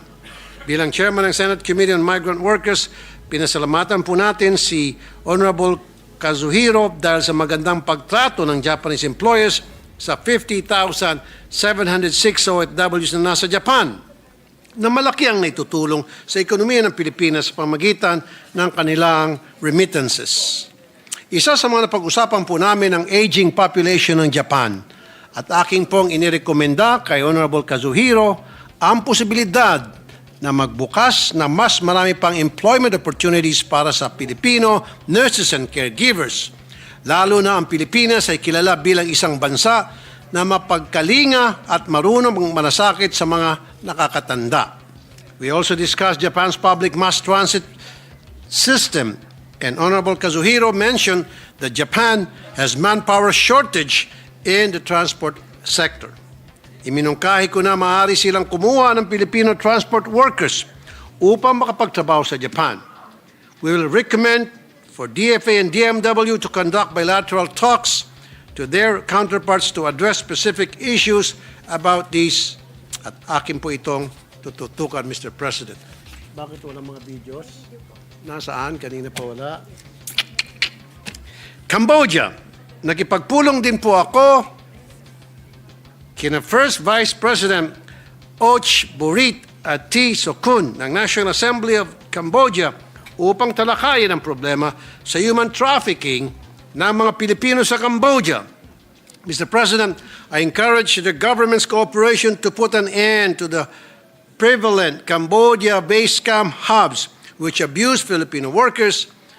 Ang mga Pilipinong biktima ay naakit sa mapanlinlang na social media post na nag-o-offer ng malaking sahod, pero pagdating sa Cambodia ay hindi naman sila nababayaran ng tama at ang iba sa kanila ay nato-torture. I'm glad to report, Mr. President, that President Burit gave his commitment in solving this international issue. Myanmar. I also met with the delegation of Myanmar to raise concern over the recent raid on a major online scam hub in Myanmar, where around 222 Filipinos are currently seeking rescue and repatriation. We talk about how Philippines stepped up to host ASEAN earlier than planned. After Myanmar, the original host was unable to do so due to its ongoing civil war. Dahil sa patuloy na conflict at lumalalang humanitarian crisis, ipinahayag ko na ang kaligtasan at kapakanan ng mga OFWs sa Myanmar. Ang isa sa aking mga prioridad at sana sa tulong ng kooperasyon ng mga bansa sa ASEAN ay tuluyang mabawasan at mapigilan ang mga operasyon ng mga online scam hubs.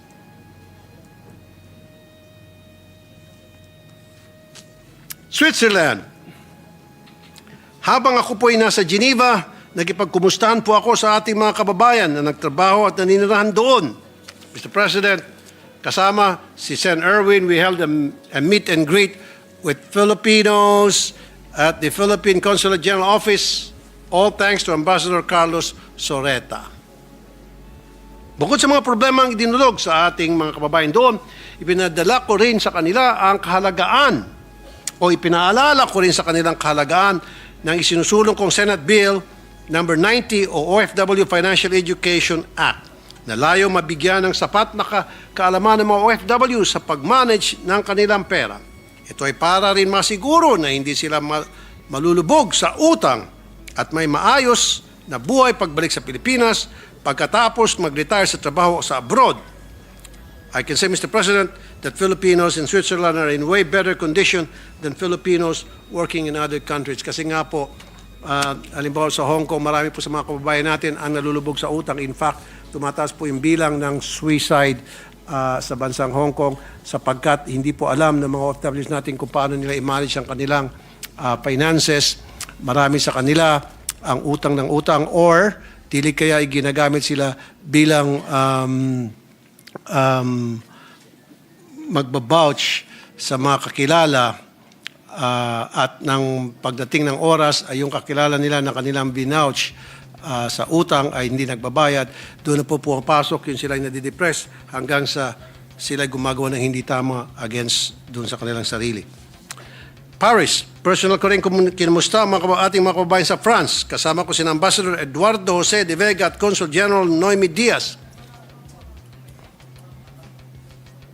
At bilang Chairman Senate Committee on Migrant Workers, aking ibinahagi ang aking panukalang batas gaya ng pagtatag ng Migrant Workers Relations Commission, isang special court sa loob ng DMW upang mapabilis ang pagresolba ng mga kaso ng ating mga OFW nang hindi na kailangan dumaan sa mahabang proseso o magsumbong pa sa aking programa.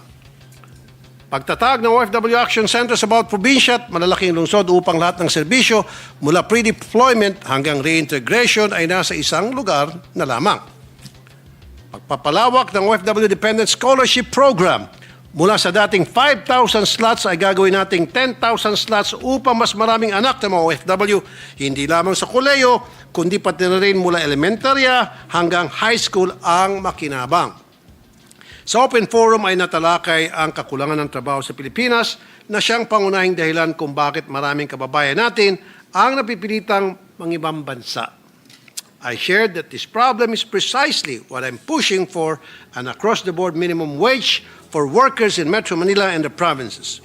With this, workers across the country will have the access to good job opportunities without the need to migrate elsewhere. That's all, Mr. President. Maraming salamat po.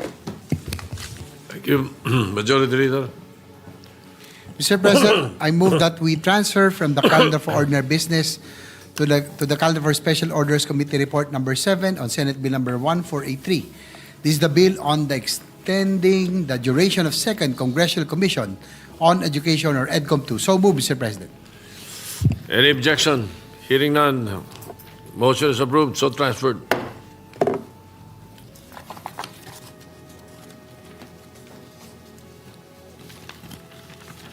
Mr. President, I move that we consider Senate Bill number 1483 under Committee Report number 7.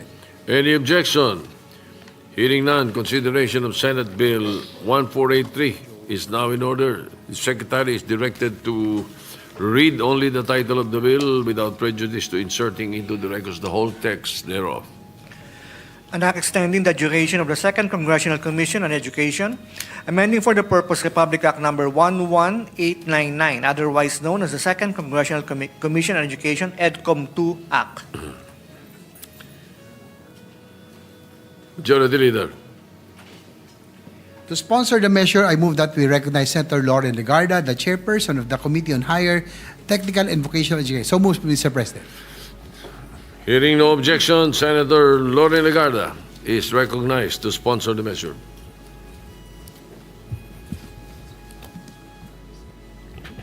Thank you, Mr. President. Esteemed colleagues, I rise to sponsor Senate Bill number 1483 under Committee Report number 7, which seeks to extend the duration of the Second Congressional Commission on Education or EDCOM 2, thereby amending Republic Act number 11899. EDCOM 2 was established in 2022 to undertake a comprehensive national assessment of our educational system and to recommend structural reforms that would strengthen its quality, equity, and responsiveness to national needs. There is no doubt that the Commission has carried out this mandate in a manner that honors the intent of Congress. Its principal reports, Miseducation, the failed system of Philippine education and fixing the foundations, a matter of national survival, offer the most rigorous, data-informed diagnosis of our education sector in recent memory. These studies describe persistent and systemic deficiencies that require sustained national attention, including critically low early childhood program participation, a classroom backlog of 165,000 units, chronic textbook shortages, widespread stunting and undernutrition among our youngest learners, and high attrition rates in higher education. Crucially, the significance of EDCOM 2 lies not only in its diagnosis, but also in how it has acted on those findings. The Commission brought together national agencies, local governments, schools, research institutions, and civil society partners to translate evidence into reform. Its work has informed legislation, guided appropriations, strengthened administrative coordination, and established pathways for institutional development. In the 19th Congress, the work of EDCOM 2 contributed directly to the passage of 10 landmark laws that expanded access, promoted equity, improved quality across our education system. While its mandate under RA 11899 concludes in December this year, EDCOM 2 has not entered a period of winding down. Instead, it continues to move with full momentum, compelled by the understanding that while much has been achieved, significant work remains to build the education system our people deserve. Currently, the Commission is developing several measures, including those identified as priority bills under the Legislative Executive Development Advisory Council, or LEDAC, for the 20th Congress. These include, first, amendments to the Masustansyang Pagkain para sa Batang Pilipino Act to expand and sustain the National Feeding Program.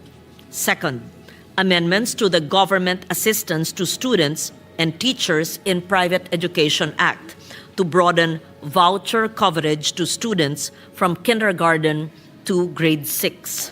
Third, amendments to the Universal Access to Quality Tertiary Education Act to guarantee tertiary education subsidy eligibility to students who need it most. Fourth, amendments to the Teachers Professionalization Act to introduce practical components in licensure pathways and open multiple routes to teacher qualification. Fifth, amendments to the Local Government Code on Special Education.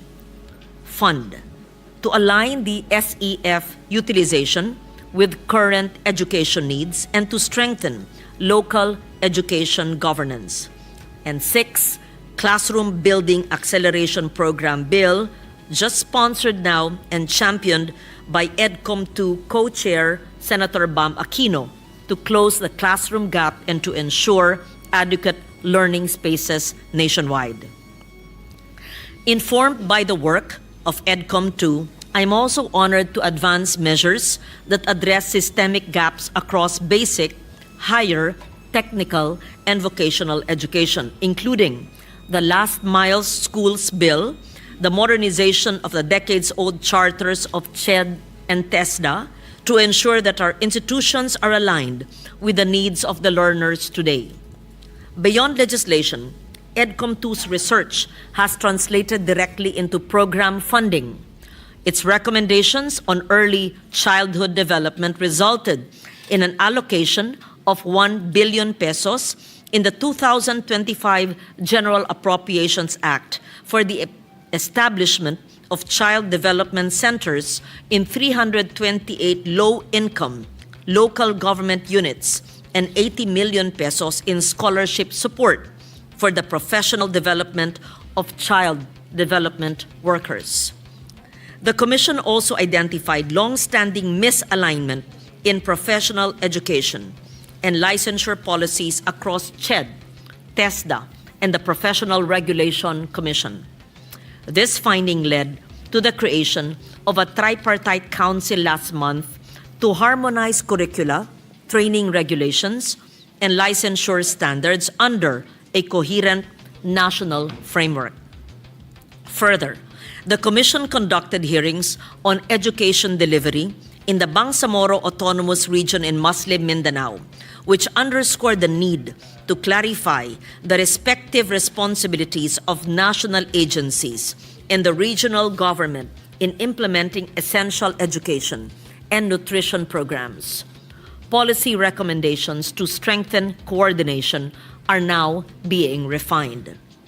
EDCOM 2 also served as a convener, bringing together DepEd, CHED, and TESDA in a historic first joint meeting to address system-wide reforms. As noted by TESDA Director General Jose Francisco Kiko Benitez, the Commission's evidence-based work encouraged agencies to move beyond their own little silos and work towards a more integrated education system. Undoubtedly, EDCOM 2 was the driving force behind the establishment of the Education and Workforce Development Group through Administrative Order Number 36, directly addressing the fragmentation identified in the Commission's Year 1 report and affirmed by the concurrent resolution passed by the Senate and adopted by the House of Representatives. This effective translation of research into reform is precisely what makes the role of EDCOM 2 indispensable. It has functioned both as a think tank and as a coordinating body, building trust and consensus among diverse stakeholders, including agencies, teachers, parents, and policymakers. To ground its recommendations, EDCOM 2 has commissioned 97 research studies, partnered with 91 organizations, conducted 44 workshops and consultations, 32 hearings, 9 site visits, and 3 benchmarking sessions or missions. This work was made possible through the dedication of its secretariat, led by its executive director, Dr. Carol Markey, and supported by its advisory council under the leadership of those who served as commissioners from both chambers of Congress, including this representation, together with Senator Sherwin Gatchalian, Joel Villanueva, Alan Peter Cayetano, Pia Cayetano, Chis Escudero, and Bam Aquino, as well as former Senators Sani Angara and Coco Pimentel, who served during the 19th Congress. While EDCOM 2 is on track to submit its final report and the National Education and Workforce Development Plan as it completes its 3-year mandate, the sustained implementation of its policy recommendations requires continued oversight. The task before us is to ensure that reforms are fully institutionalized. This need for continuity was affirmed by our key education agencies, DepEd, CHED, and TESDA, during the hearing of the Committee on Higher, Technical, and Vocational Education on October 8, where they expressed clear support for extending the duration of EDCOM 2. For these reasons, I respectfully submit for the consideration of this August Chamber Senate Bill number 1483, extending the duration of EDCOM 2 for an additional 2 years or until December 2027. This will provide the necessary time to complete the remaining legislative measures and to ensure the institutionalization of coherent and lasting reform across the system. We are at a moment when progress is within reach. The work has direction. The coordination is in place. The momentum is real. It is only right, Mr. President, that we see it through. Maraming salamat po. Majority Leader. Mr. President, next to co-sponsor the measure, Senator Francis Kiko Pangilinan. I move that he be recognized. Senator Francis Pangilinan is recognized. Thank you, Mr. President. Thank you, distinguished Majority Leader. To our distinguished colleagues, I rise today to co-sponsor Senate Bill 1483 as per the committee report of our esteemed colleague, Senator Loren Legarda. Sangayon ako sa panukala niyang palawigin at palawakin ang mandato ng ating Second Congressional Commission on Education. Napakataas ng nakataya at napakalaki ng pagkakataon. Hindi abstract na mga pulisiya ang gawain ng komisyong ito. Ito ang araw-araw na realidad ng mahigit 24 na milyong estudyante, magulang at guro. Ito ang kinabukasan at pag-asa ng mga pamilya sa buong Pilipinas. Tungkol ito sa halos 20% ng buong populasyon ng ating bansa. Buhay ng isa sa bawat 5 Pilipino ang huhubugin ng mga pasya sa edukasyon. Hayaan ninyong ibahagi ko ang kwento ni Ginang Castro mula sa Cavite. Isang dating guro na may 3 anak. Lahat ng kanyang bagets ay dumaan sa K-12 program. Bawat isa pumili ng iba't ibang senior high school strand. Pero nalaman niya kamakailan sa private school na dati niyang pinagtuturuan, pinutol na ang strand ng humanities, accountancy at STEM sa grades 11 at 12. At 2 tracks na lamang ang nanatili, academic at Tech Pro. Sabi niya, nawala ang lahat ng pangako ng programa. Dapat sana tapos na at nagtatrabaho na ang mga anak ko. Tulad nung ako sa edad nila. Ngunit sa halip na sayang ang panahong hindi na may babalik. Mga pagkabigo at pagluluksa sa kanyang kwento, tuition at baon sa dagdag na taon at yung ang maraming taon na hindi na mababawi. Para sa mga pamilyang tulad ng kay Ginang Castro, dapat manindigan ang komisyon. Samantala, maraming public school teacher ang iisa ang kwento. Bumibili sila ng pagkain mula sa sarili nilang bulsa para sa kanilang mga estudyante na pumapasok ng gutom. Gusto nilang pumasok ding may pag-asa ang mga bata. Kaya ang expanded free meals program na panukalang batas ng inyong lingkod at na-hearing na ni Senator Bam Aquino ay ating isinusulong. Kailangan tulungan tayo ng EDCOM 2 na ibahin ang pag-asa na iyon at gawing regular at tunay na pagpapakain at pagkatuto. Hindi nagsisinungaling ang datos na idokumento ng komisyon ang malalim na mga kakulangan sa pagkatuto. Mga batang magtatapos sa grade 3 na hindi marunong magbasa ayon sa antas ng baitang. Walang mga basic na kasanayan, mga gurong napakaraming gawain at mga gumuguhong paaralan. Ganun pa man sa likod ng mga datos na ito, may mga pangarap na ipinagpaliban. Mga bata, malabo nang mabawi ang nawalang oras. Mga guro na sa bingit ng pagkahapo. Pero ang tungkulin na hindi lamang ayusin ang nasira, dapat din nating likhain at buuin ang isang sistema na magbibigay ng ugat at ng pakpak. Ugat para sa katatagan, pakpak para sa pag-unlad. Roots and wings. Hayaang ituro ng bagong kurikulum ang mga bakit at paano. Hayaang matuto ang mga mag-aaral ng bayanihan, ang pamana ng ating lahi na nagsasama-sama sa krisis at pag-asa, sa hirap, sa ginhawa. Hayaang pag-aralan ng mga maritime school, hindi lamang ang foreign navigation, kundi ang mga gawain sa dagat ng ating mga ninuno na subok na ng panahon. Sa agriculture schools, bakit imported na binhi at chemical lang ang itinuturo?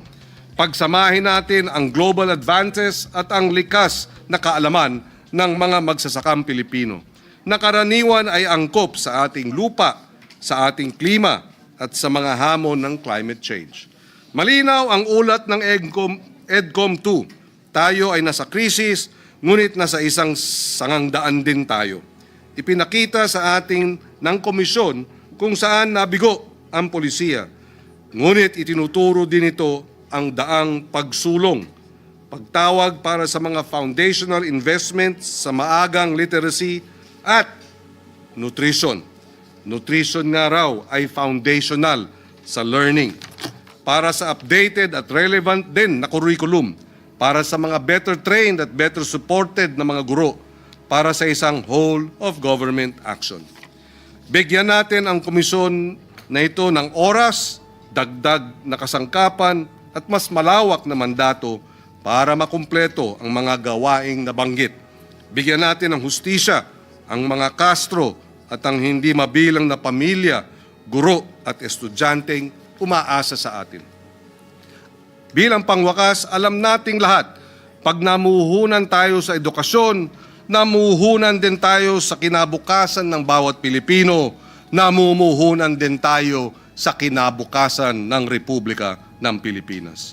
For these reasons, Mr. President, I wholeheartedly co-sponsor Senate Bill 1483 and urge its immediate approval.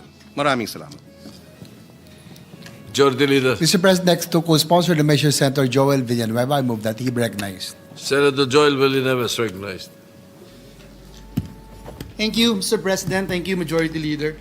Mr. President, I rise to co-sponsor the measure extending the duration of the Second Congressional Commission on Education, or EDCOM-2.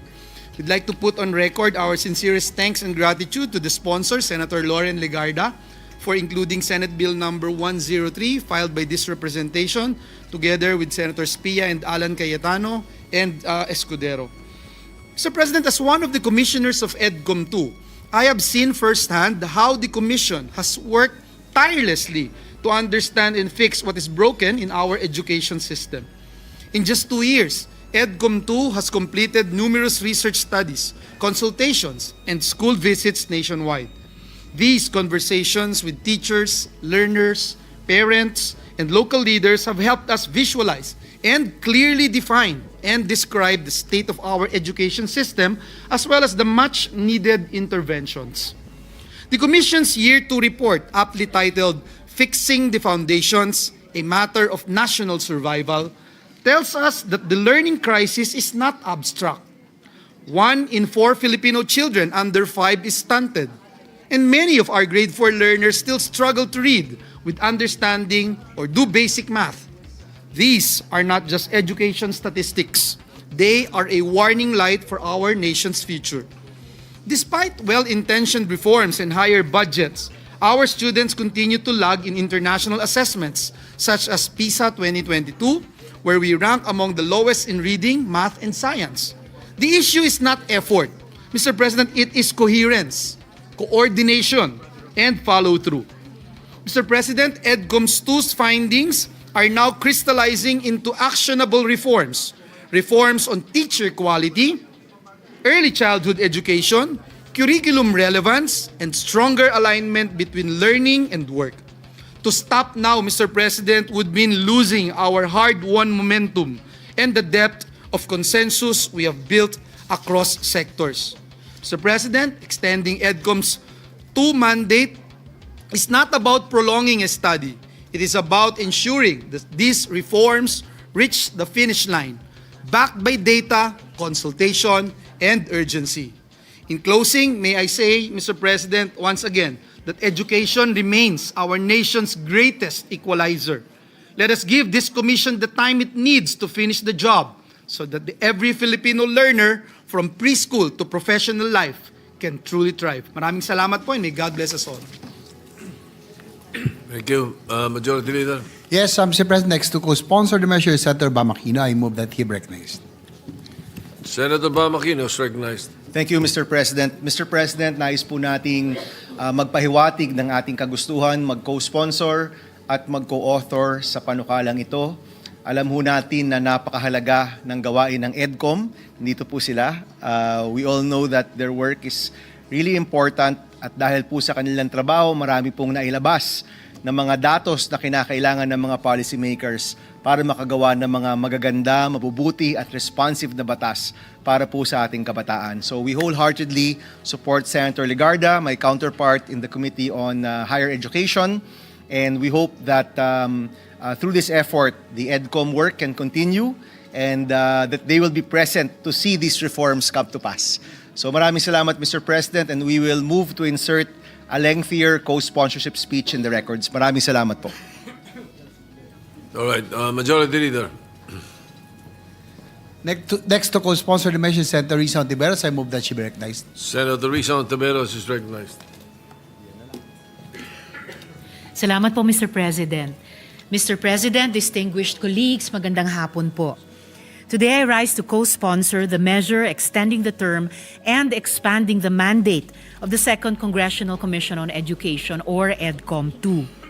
As one of the authors of this proposed measure, I wish to thank our chair, Senator Lauren Legarda, for her leadership and steadfast commitment to ensuring the continuity and eventual institutionalization of the reforms initiated by EDCOM-2. EDCOM-2 is more than just a review of our education system. It is our collective national effort to ensure that Philippine education truly prepares our learners for the future. The expanded mandate of EDCOM-2 seeks to align our curricula, teaching, and assessments with global standards, improve infrastructure, resources, and teacher development, and update our national education agenda to fully integrate digital transformation, artificial intelligence with protocols and safeguards, and green innovations for a future-ready workforce. This measure is not only about global competitiveness. It is, first and foremost, about our people. Ang tunay na layunin ng reforma sa edukasyon ay ang pagpapaunlad ng ating human capital, isang haligi ng pambansang kaunlaran. When we strengthen education, we strengthen every Filipino's capacity to dream, to innovate, and to contribute to our country's progress. While the substitute bill does not adopt my earlier proposal to transition EDCOM-2 from policy formulation to executive action through the establishment of an education cabinet cluster, I fully acknowledge and welcome the creation of the Education and Workforce Development Group. Its mandate to align education and training with national goals, craft a 10-year development plan, streamline interagency efforts, and monitor reforms is a crucial step towards a coherent, responsive, and future-ready education and workforce system. Let us ensure that these reforms are not only written into law, but also felt in every classroom and community. Education remains our most powerful equalizer, ang pinakamabisang sandata laban sa kahirapan, at susi sa mas makatao at maunlad na kinabukasan. Marami pong salamat, Mr. President. Majority Leader. Yes, next to co-sponsor the measure, Senator Pia Cayetano, I move that she be recognized. Senator Pia Cayetano is recognized.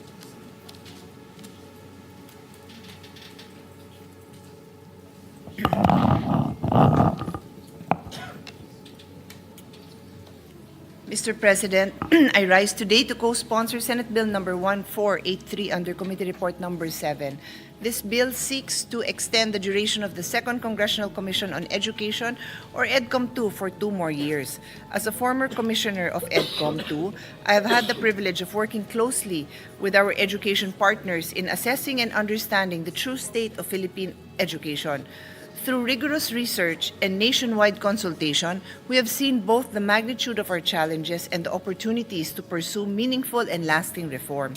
In just 3 years, EDCOM-2 has produced groundbreaking reports, its Year 1 assessment exposing deep systemic fractures, and its Year 2 report fixing the foundations, released just this year, sounding an urgent alarm on the crisis in our early learning stages. These are not mere documents. These are battle cries for a Philippines where no child is left behind, and yet the work is far from done. The complexities we've uncovered demand more time, more deliberate action to turn findings into laws, recommendations into realities. That is why we must extend EDCOM-2 to ensure its momentum carries us through implementation, monitoring, and ultimately measurable progress. EDCOM2's latest insights, drawn from the 2023 National Nutrition Survey and corroborated by UNICEF data, reveal that 1 out of every 4 Filipino child is stunted. That's 23.6% of our youngest citizens suffering irreversible damage from chronic malnutrition before they even step into a classroom. These figures are not just statistics, they are a call to action. EDCOM2 is also made it clear education reform begins with investing in people. We cannot expect our schools to deliver quality education if they lack the basic manpower to function effectively. EDCOM2 found that about half of our public schools do not even have a full-fledged principal. Many schools are also lacking administrative officers, planning and development officers, and guidance counselors, the very positions that keep a school system running smoothly and support the well-being of both learners and teachers. We must see through our investment in this manpower in school heads, admin officers, PDO guidance counselors, and the allied professionals who make inclusive education possible: speech pathologists, occupational physical therapists, and special education teachers. EDCOM2's report highlights a persistent job skill mismatch in the Philippines, particularly among graduates of technical vocational programs, where nearly 2/3 end up in jobs unrelated to their training. While TVET education increases labor force participation, it does not consistently lead to quality or aligned employment. EDCOM2 attributes this gap to outdated training regulations, limited industry participation in curriculum design, and weak school-to-work transition systems.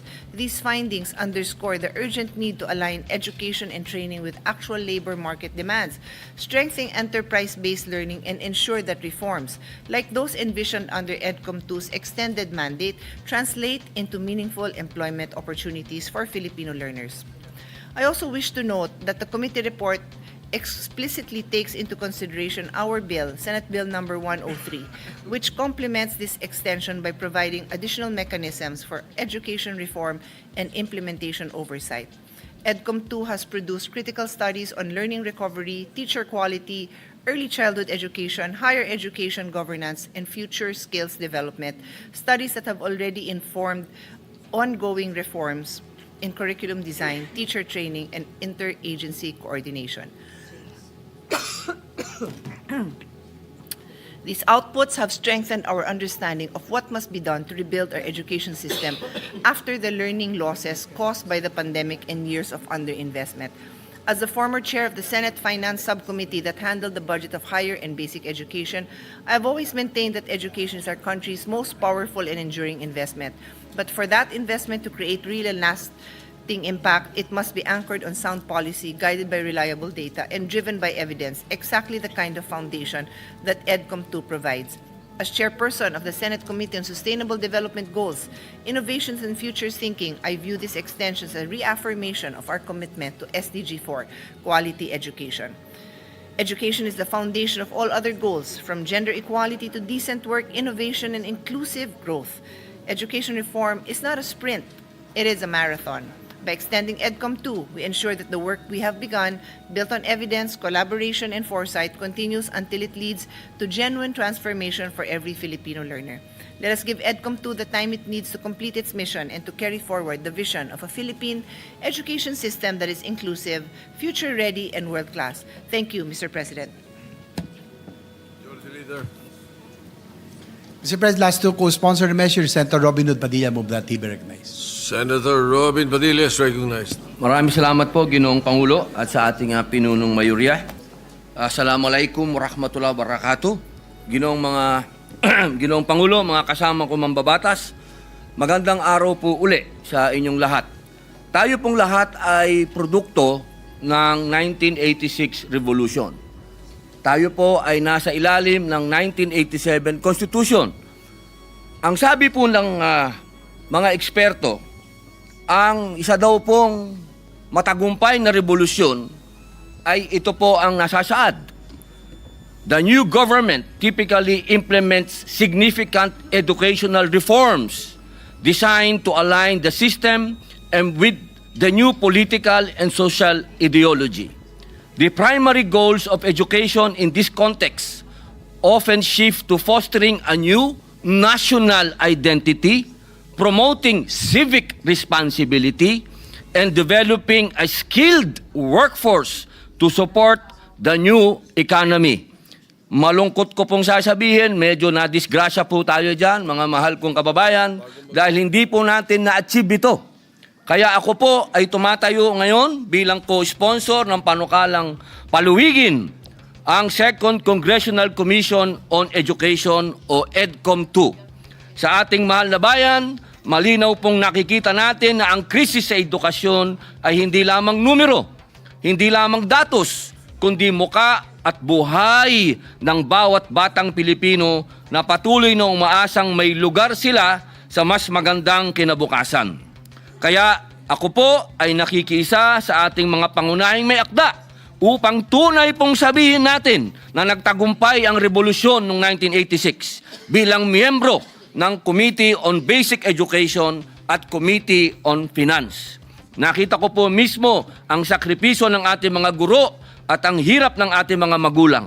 At bilang isang ama, ramdam ko sa puso ko na hindi makatarungan ng ating kabataan ay lumaki sa sistemang hindi natutugunan ang kanilang mga pangarap.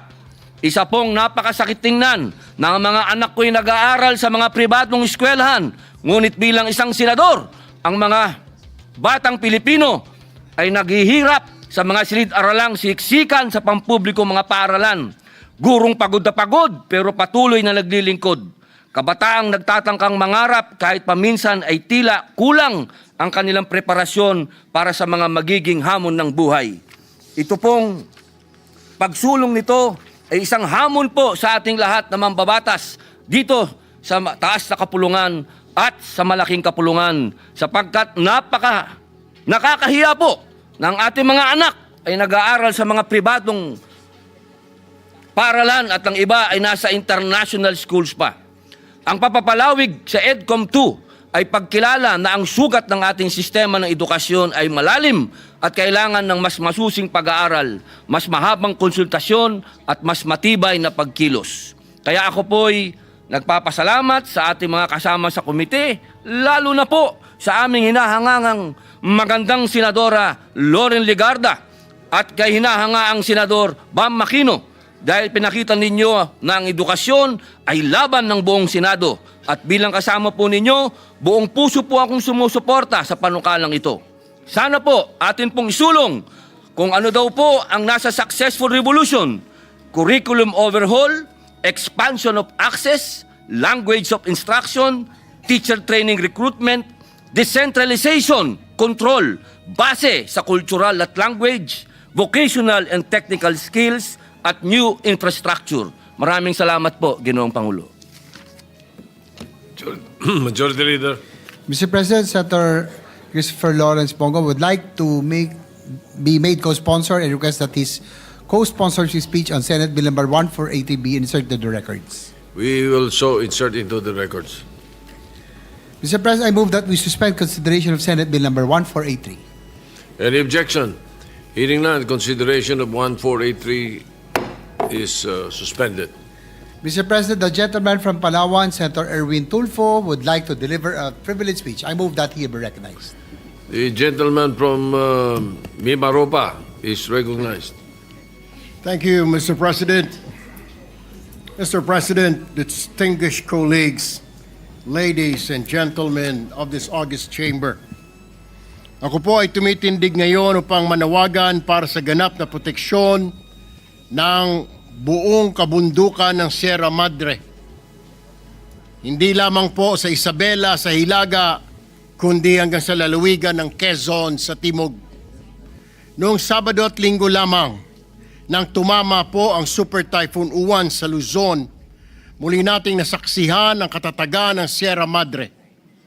Siya lang naman po ang humarang sa unos, pumigil sa hagupit ng hangin at nagligtas ng milyong-milyong buhay sa Luzon. Tahimik po niya ang ginampanan, Mr. President, muli ang tungkulin bilang ating tagapagligtas. Para pong isang ina na ikinubli ang kanyang mga anak sa dapat sanay nakamamatay na hagupit ni Uwan. Yet, Mr. President, Despite its immense importance, the Sierra Madre remains under siege. Mining operations continue to carve scars upon slopes. Illegal logging and massive quarrying erode its soil. Infrastructure and resort developments threaten to fragment its forests. Gayong may mga batas naman gaya ng Republic Act No. 9125 o ang Northern Sierra Madre Natural Park Act of 2001 na naglalayong pangalagaan ito, nananatiling kulang at mahina ang pagpapatupad ng mga probisyong dapat sana ay nagpoprotekta sa natitirang likas na yaman ng ating bansa. Kaya naman, Ginoong Pangulo, nanawagan ako na agad suriin at pagtibayin ang pagpapatupad ng proteksyon sa Sierra Madre. Nararapat ang mas maigting na pagbabawal sa anumang mapaminsalang pagmimina, pagtutroso dito at pagtatayo ng lahat ng uri ng resort, bakasyunan man o permanenteng tirahan, kasabay na rin ang pagbibigay ng kabuhayang pangkalikasan sa mga katutubo at lokal na komunidad na tunay na tagapangalaga ng kalikasan. Mga kasama, kung ang Sierra Madre handang isakripisyo ang sarili upang tayo ay mailigtas, hindi ba't napapanahon na tayo naman ang magligtas sa kanya? Mr. President, colleagues, how many more super typhoons must batter Luzon before we act? How many more floodings and landslides must claim lives before we finally give the Sierra Madre the protection she deserves? The Sierra Madre has saved Luzon countless times, from Typhoon Yolanda, Rolly, Paeng, and now Uwan. But who will save the Sierra Madre, Mr. President? It cannot speak for itself. It cannot march to this hall. It cannot plead for mercy against bulldozers and chainsaws. It relies on us, the people's representatives, to give it voice and legal protection. Ginoong Pangulo, mga kasama, ang Sierra Madre po ay buhay. Siya ang ating sandigan. Ngayon na ang panahon para ipakita na kaya rin nating ipagtanggol ang nagtatanggol sa atin. Kaya po, sasabihin ko, maraming salamat, Sierra Madre. Thank you, Mr. President. Thank you, my fellow legislators. Thank you. Thank you very much. Senator Erwin Tulfo, it is not only once that Sierra Madre has saved Luzon and the Philippines. Yes, Majority Leader. Yes, Mr. President, Senator Rafi Tulfo is seeking the floor for a manifestation of support. Senator Rafi Tulfo is recognized. Thank you, Mr. President. In line with the privileged speech of the Honorable Senator Erwin Tulfo, I would like to raise concerns on the protection of our environment, especially our protected areas. 3 years ago, I expressed my opposition over the Kaliwa Dam project because of the irreversible harm it will cause to the ecosystem of Sierra Madre and because of the affected indigenous communities. Several environmentalist groups further raised their concern on the threat to the lives of 100,000 residents once it's built, as it will be constructed within a zone of two active tectonic belts, the Philippine Fault Zone and Valley Fault System. At dahil nasita ang DNR, sinuspindi ang proyekto. Kung hindi pa nasita, tuloy-tuloy ang proyekto. Inamin ng DNR na hindi pa compliant ang proyekto sa zoning requirements. At the moment, may go signal na ulit sa Kaliwa Dam Project. Dahil ba nabaling na atensyon ng mga tao? Are the concerns of the indigenous people addressed? While the MWSS claimed that only half of the village will be affected, indigenous groups and villagers said the waters would submerge up to 90% of the village, as only houses situated 70 meters and above will be spared. Ito po ang matagal ko nang sinasabi at paulit-ulit. ang ating DENR ay parati na lang pumapasok pag may kaguluhan na, pag may nadisgrasya na, pag may milyon na ang nasira at marami nang namatay. Reactive at hindi po proactive ang ating DENR. Dapat po ang DENR anunguna sa pagpigil ng pag-aabuso sa ating kalikasan. Pero hindi po ganitong nangyari. Kasi po, may nababayaran sa baba para mabigyan ng ECC. Pag walang nagreklamo, everybody happy. Pag may nagprotesta naman, hindi rin agad pinapansin hanggat hindi nag-viral o ma-pick up ng media o sa social media. Anong klaseng sistema meron po tayo? The problem with our environment, Mr. President, is that damages are often irreversible. Kaya dapat prevention ang priority natin, hindi rehabilitation. Dahil years and even decades ang kailangan to bring back any damage to our environment. And the cost is nowhere near any economic advantage that we can gain from some of the projects. And that is why we have the E-NIPAS Act, excuse me, or the expanded National Integrated Protected Areas System Act. These are areas that we recognize as sacred and need absolute protection. But from our experience as Kaliwa Dam, sa resort, sa Chocolate Hills at sa Mount Apo, at sa wind farm energy projects at sa Masungi, ang mga regulasyon ay optional. Depende kung magkaroon ng kadahilanan. Sa magkanong kadahilanan? In some ways. Ang mga environment compliance certificates ay nabibili gaya ng mga birth certificates at diplomas dyan sa recto. I have discussed this matter with my fellow senators who are environment advocates, and they agreed with me that we must review the E-NIPAS Act. There's a need to instill better regulatory system. Community participation in the regulation must be strengthened. But just like infra project, it is the communities that point out irregularities. It is the community that has genuine concern for the environment. Furthermore, we should include in the prohibited and penalized acts the participation of government officials in the prohibited acts, because the violation of our environmental laws are never committed without the consent or cooperation of a public official. Given po yan palagi.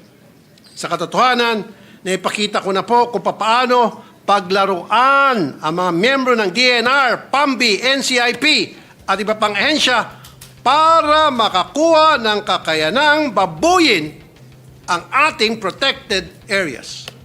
While the right price and the right friends, anything is possible. Meaning, walang imposible if the price is right.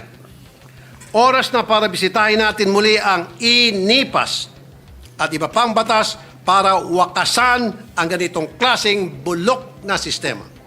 With this, I commend and give my full support to the privileged speech of the good Senator Erwin Tulfo. Thank you, Mr. President. Majority Leader. Yes, Mr. President, likewise, I would like to support the privileged speech of Senator Tulfo. I'm also and I have seen how these developers, Mr. President, I have encroached into the Upper Marikina River Basin Protected Watershed. Ito po dapat ang parte ng Sierra Madre na nagpo-protection sa atin po sa Metro Manila. And dati po kami nagmo-motocross dyan. We're going, especially during the COVID time. Kahit saan po nakakapunta kami sa Sierra Madre. But lately, in the last few days, hindi na po kami pinapayagan. May mga guardian tumipigil at may mga development na po. Rest houses, subdivisions, and that is very alarming, Mr. President, because Sierra Madre, indeed, is our protector. And I have raised this issue several times during the budget hearings of DNR, and I hope that we will, given these two big storms, no? That we have seen how Sierra Madre protected Metro Manila and other provinces. I just hope that we will continue to pay attention and be focused on this, Mr. President. I'm a witness on what Senator Raffy Tulfo and Senator Erwin Tulfo have brought up, no? That there are indeed developments that are ongoing in what is supposedly a protected watershed. That is the Sierra Madre. Yes, Senator, before we proceed, Mr. President, Senator Risa Ontiveros is seeking the floor. I move that she be recognized. Senator Risa Ontiveros, recognized. Salamat po, Mr. President. Gusto ko lang pong i-manifest yung pagsuporta ko sa diwa ng privilege speech ni Senator Erwin Tulfo. Na-appreciate ko po talaga napapanahon dahil sa muli nga pong pagdanas natin, hindi lang po dun sa sinasabing storm breaking capacities ng Sierra Madre, kung hindi yung hindi matatawarang halaga ng pag-reforest sa kanya dahil sa again, hindi matatawarang economic, social, and environmental services na ibinibigay ng pinakamahalagang mountain range sa buong Luzon dito sa ating mga komunidad. At naglulook forward po ako na makipagtrabaho sa mabuting Ginoo mula sa Palawan sa mga kaugnay na panukalang batas sa mga susunod na panahon. At sa panahon din ngayon na papasok po tayo sa plenary interpellations at proposal of amendments sa ating budget para sa taong 2026.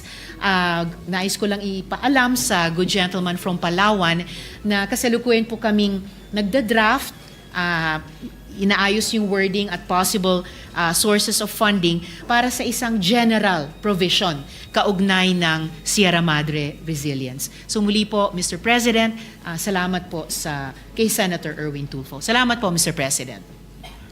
Mr. President, our minority leader, Senator Alan Peter Cayetano, is seeking the floor. The minority leader, Senator Alan Cayetano, is recognized. Good afternoon, Mr. Senate President, our dear colleagues, and unang-una siguro, just as a manifestation and a thanksgiving sa ating Panginoon na yung nakita nating laki ng bagyo.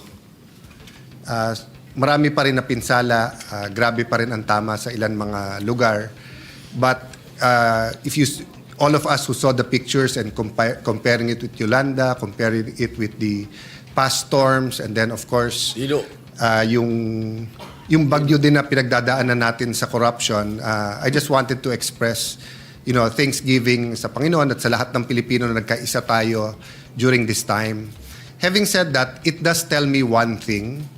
If you see our discussions today, EDCOM, at lahat ng problema na lumabas sa EDCOM, and I'd like to thank Senator Win and Senator now Secretary Angara, lahat ng nasa EDCOM, kayo po ni former Senator Edgardo Angara sa EDCOM 1. Pinag-usapan din natin yung classroom kanina, ngayon naman Sierra Madre. The simple manifestation that I want to do, Mr. President, is that when we start the budget on Thursday, we should start looking at this as an opportunity to do something very decisive and to do it differently. So usually every year we try to do it better. Each Congress, 17, 18, 19, 5, 6, 7, we try to improve, innovate. But etong disruption, etong gulo, etong nagdidebate po tayo, no? Senator Marcoleta, Senator Lacson have different points of view on many things, but I think in the end we all want one thing, di ba? Pag nagdadasal po tayo, sabi, your kingdom come here on earth as it is in heaven, at yung kingdom ng Panginoon ay maayos. So the manifestation that I want to make is that I look forward to working with all of you sa budget, but sana ma-convince din natin yung executive department at saka yung House of Representatives, lahat ng ating kababayan, na we have to do things differently. If we have to ban all these kinds of development from Sierra Madre, let's just do it. Diba? If we have to decide, will we take out, suspend muna 2 years from K to 12 habang binibuild yung classroom, or do we move 100 billion to classrooms? Hindi lang classroom yung problema, new schools, yung lupa. EDCOM, problem after problem, nire-report every month, but mabagal tayo magsolusyon. We took out 200 billion from DPWH, almost 300 billion. Ngayon, 50% daw overpriced. So all of this doesn't have to lead to frustration. All of this can lead to opportunity na, sige, so I put it this way, kanina may nakasalubong akong congressman. Sabi ko, pare, anong pinakagusto mong kumpanya sa Pilipinas? Is it San Miguel? Is it Ayala Corp? Is it PLDT? If I tell you gather 100 people today at bilhin natin, siguro kahit 1,000 taong kunin mo, hindi natin mabibili, di ba? Pero halimbawa, nagkaskandalo yung kumpanya na yan. Bumaksak yung stock nila. At kayo, marami kayo, may cash kayo. Baka mabili nyo. Pag binili nyo, hindi nyo lang itutuloy. Nagkaskandalo nga, nagkaproblema. Pero magandang kumpanya. Anong gagawin nyo? May babaguhin kayo na napakaganda para muling bumangon at lumaki yung kumpanya na yon. So I just like to speak a little bit of encouragement. I know we'll be having deep debates in the next few days, Mr. President, and I look forward to doing it in a very professional manner. But I'd like to encourage all of us that there's an opportunity to do something very different. You know, to really solve, to disrupt, but to be able to quantum leap. So, kumbaga game changer ang kailangan approach natin sa mga panahon na to. Thank you, Mr. President, and thank you, Majority Leader. Majority Leader.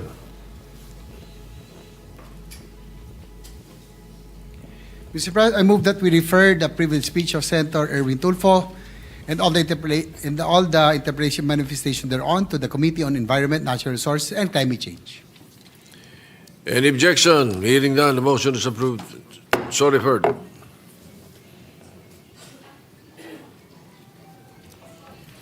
Mr. President, the gentleman from Camarines Norte and Nueva Ecija, Senator Robin Hood Padilla, would like to deliver a privilege speech. I move that he be recognized. Senator Robin Padilla is recognized. Maraming salamat po, Ginoong Pangulo, at sa ating pinunong mayurya. Assalamualaikum warahmatullahi wabarakatuh. Ginoong Tagapangulo, mga ginagalang kong kasamahan sa Senado, ako po ay tumitindig sa pulpitong ito ngayong hapon sa bisa ng personal at kolektibong pribilehiyo. Sa mga nagdaang linggo at buwan, sunod-sunod pong sinubok ang ating bayan. Hindi pa man nakakabangon ang ilang lugar sa pagyanig ng lupa, nasundan na agad ng pagbagyo at pagbaha. Sa aking pagpunta kamakailan sa Cebu, nakita ko ang dalawang muka ng sakuna. Ang bigwas ng lindol at hagupit ng bagyo. Magkasunod nilang winasak ang bayan. Mga pader na bumigay, mga bahay at mga establishmentong pinaghirapang itaguyod ng ilang taon ay gumuho. Mga sasakyan na nagkapatong-patong at mga komunidad na hanggang ngayon ay nababalot pa rin ng takot at pangamba. Sa mga ganitong panahon, lagi na lang nating naririnig na pinupuri ang pagiging resilient o matatag ng mga Pilipino. Halos nakatahina ang katangingang ito sa ating pagkatao. Pilipinong matatag, matibay ang loob, matiisin sa gitna ng sakuna. Palibasa ba ang mga Pilipino ay matatag? Dapat bang palagi na lamang siyang makaranas ng paghihirap at pagdurusa? O likas bang delikado talaga ang Pilipinas pagdating sa mga sakuna? O naging ganito na lang kadelikado dahil sa kapabayaan at pagsasamantala? Mahigit po 4 na milyong Pilipino sa 8 rehiyon ang sinalanta ng Bagyong Tino.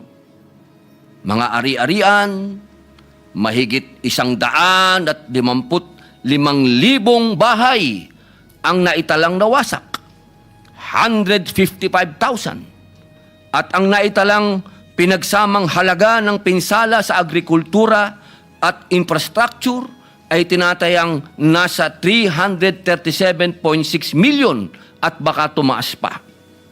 Ang isang hindi katanggap-tanggap at pumupukaw sa dibdib ng bawat Pilipino ay ang mahigit 200 ang naitalang nasawi.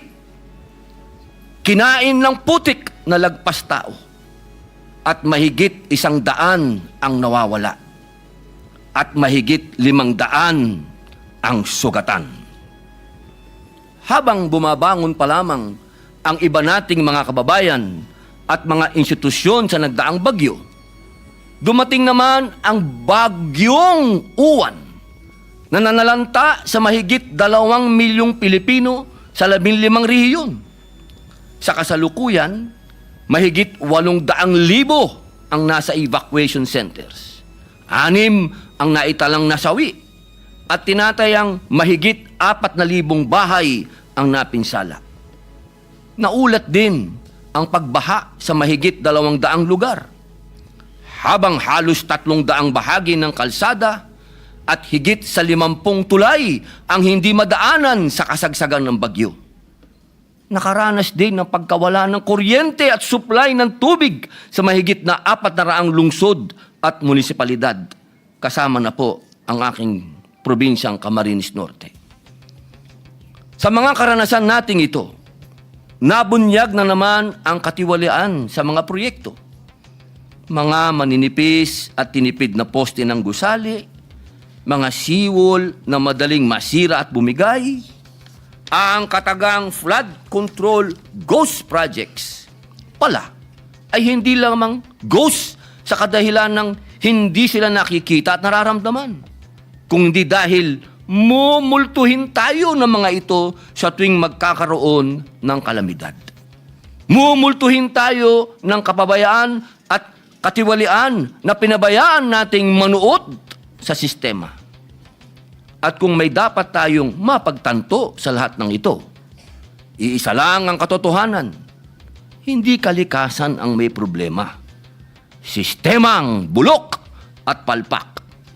Kung matatagman ng ating mga mamamayan, hindi po yun nangangahulugan na kailangan nating hayaang dumanas sila ng hirap sa bawat sakuna.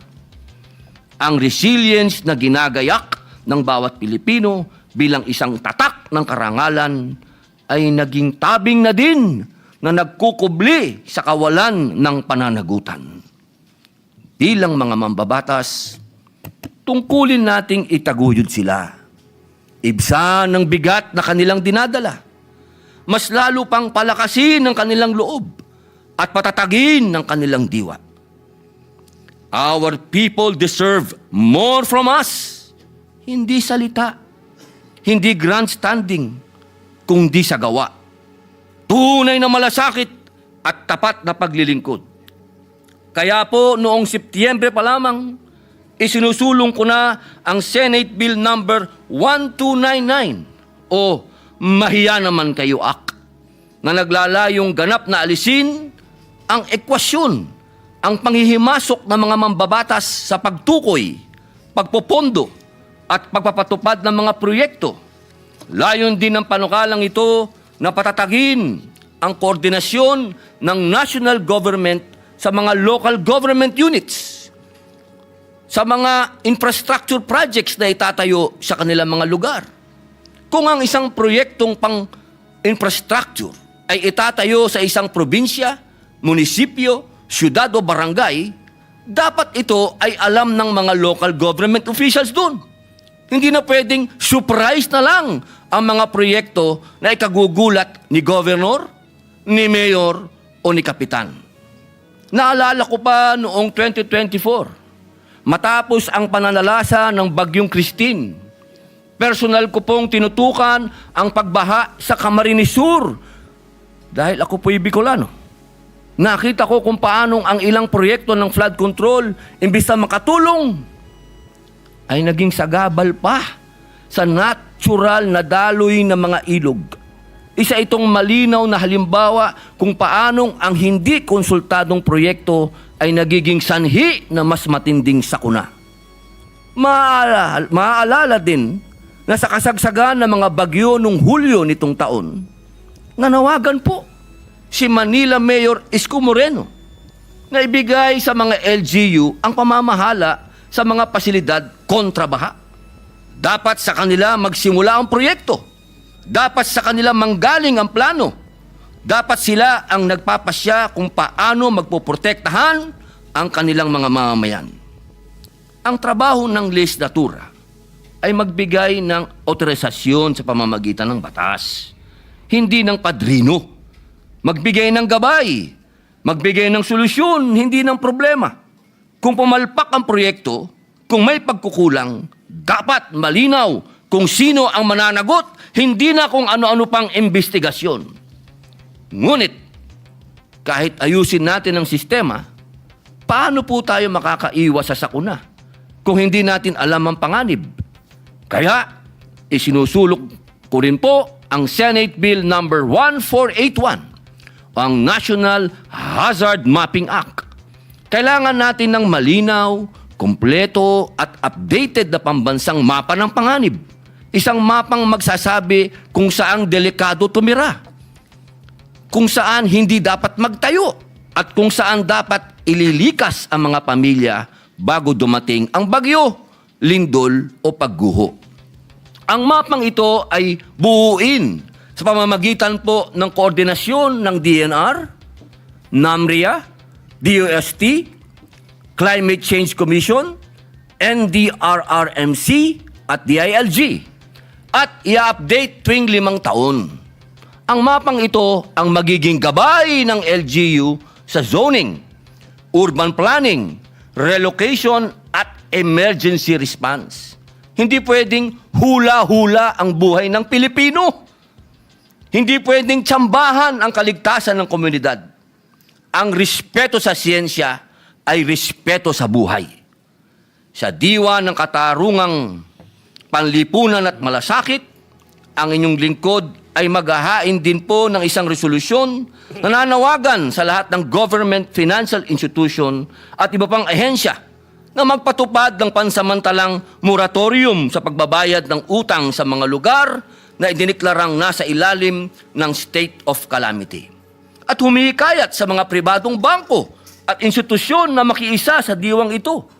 Sa ganitong sitwasyon na labis na silang sinubok ng panahon, huwag na natin pong dagdagan pa ang kanilang pagkalugmok. Ako rin ay nananawagan sa ating pamahalaan at sa mga kapwa lingkod bayan na pawiin muna ang mga labis na formalidad, masalimuot na proseso at mahigpit na requirement sa pagbibigay ng serbisyo sa ating mga kababayang labis na naapektuhan ng kalamidad. Sa panahon ng pangangailangan, ang agarang tulong ay hindi dapat hadlangan ng masyadong maburokrasyang pagkilos dahil ang bawat segundo ay mahalaga sa buhay at pagbangon ng ating mga mamamayan. Huwag nating gawing normal ang pagtitiis, ang pag-akyat sa bubong, ang paglusong sa tubig baha at putik na may panganib na makuryente. Sa makatwid, hindi palibasay sila'y matatag. Maaari na nating hayaang maging normal na bahagi ng buhay ng Pilipino ang pagdurusa. Ang resilience ay dapat sandata, hindi kapalit ng responsableng pamamahala. Ang katatagan ay dapat pinupunan ng tulong, hindi inaabuso ng kapabayaan. Ang pagtitiis ay hindi parusa. Kaya muli, ako po'y nananawagan. Mahiya naman tayo kung inuuna natin ang politika kaysa buhay. Mahiya tayo kung kaya nating manahimik habang may nagdurusa. Ngunit kung kikilos tayo ngayon, kung iwawasto natin ang sistema, kung uunahin natin ang pagmamalasakit kaysa pamumulitika, maibabalik natin ang tangal sa serbisyo publiko. May pag-asa pa ang Pilipinas. Ngayon ang panahon para makita ang peligro bago dumating ang trahedya. Ngayon ang panahon para hindi lang tayo maging matatag, kung hindi maging ligtas. Ngayon ang panahon para protektahan ang buhay ng Pilipino, hindi ang kapangyarihan. Mga kasama, mga kapwa ko lingkod bayan, sa akin pong pag-ikot, kitang-kita ko po ang hindi ko po maipaliwanag sapagkat hindi na po kailangan ng matinding research o mga scientists kung anong naging problema dito sa ating bayan ba't maraming namamatay. Saan po kayo nakakita na mga riverbed may nakatirang tao? Mga daanan ng tubig, ginawang tirahan ng tao at ginawa pang barangay. Siguro naman po mga kasama, kitang-kita na natin kung saan ang problema. Ang kailangan po natin ngayon ay political will. Kailangan po natin talagang ipabatid sa ating mga kababayan na hindi po tinitiran ang riverbed at hindi po tinitiran ang mga ilalim ng tulay. Hindi po tinitirahan at hindi po pwedeng gawing barangay ang daanan ng tubig na inukit ng kalikasan. Yaan pong mga lugar na yan, sa matagal na panahon, 1,000 taon, yaan po ay daanan ng tubig. Kaya mga kasama, pagbutihin pa natin, dahil ka nga ng aking yumaong ama, ang tunay na karangalan ng tungkulin ay nasusukat hindi sa karangyaan ng posisyon, kundi sa malasakit, serbisyo, at pagsasakripisyo ng sarili para sa pinaglilingkuran. Maraming salamat po. Majority Leader. Mr. President, I move that we refer the privilege speech of Senator Padilla to the Committee on Environment, Natural Resources, and Climate Change. So move, Mr. President. Any objection? Hearing none, so referred. Mr. President, the Jetta lady from Antique and Malabon, Senator Lauren Legarda, would like to deliver a privilege speech. I move that she be recognized. Senator Lauren Legarda is recognized. Thank you, Mr. President. At the outset, I would like to commend our colleague Senator Erwin Tulfo for his privileged speech and Senator Robin Padilla as well, both their privileged speeches on the environment and how we must nurture nature. So count this, Mr. President, as strike 3 on the environment. Typhoons Tino and Uwan had claimed hundreds of lives.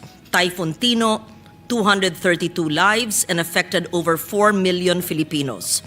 Typhoon Uwan, still unfolding, has already left more than 6 dead and displaced 2.4 million.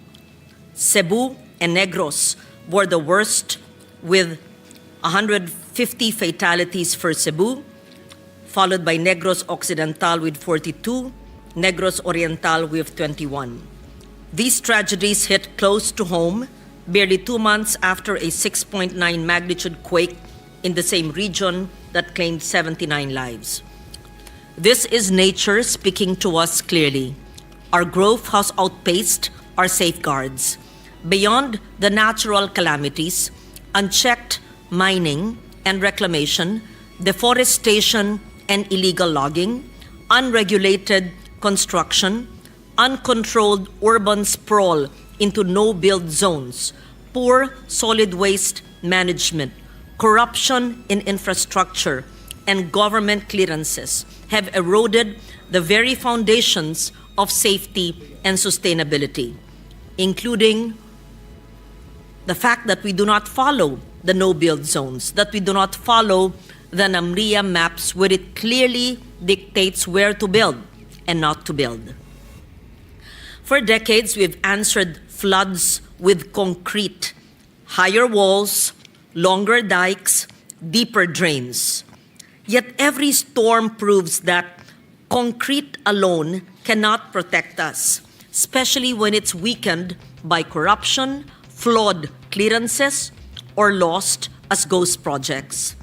The Department of Environment and Natural Resources Water Resources Management Office recently evaluated over 4,000 flood control projects nationwide.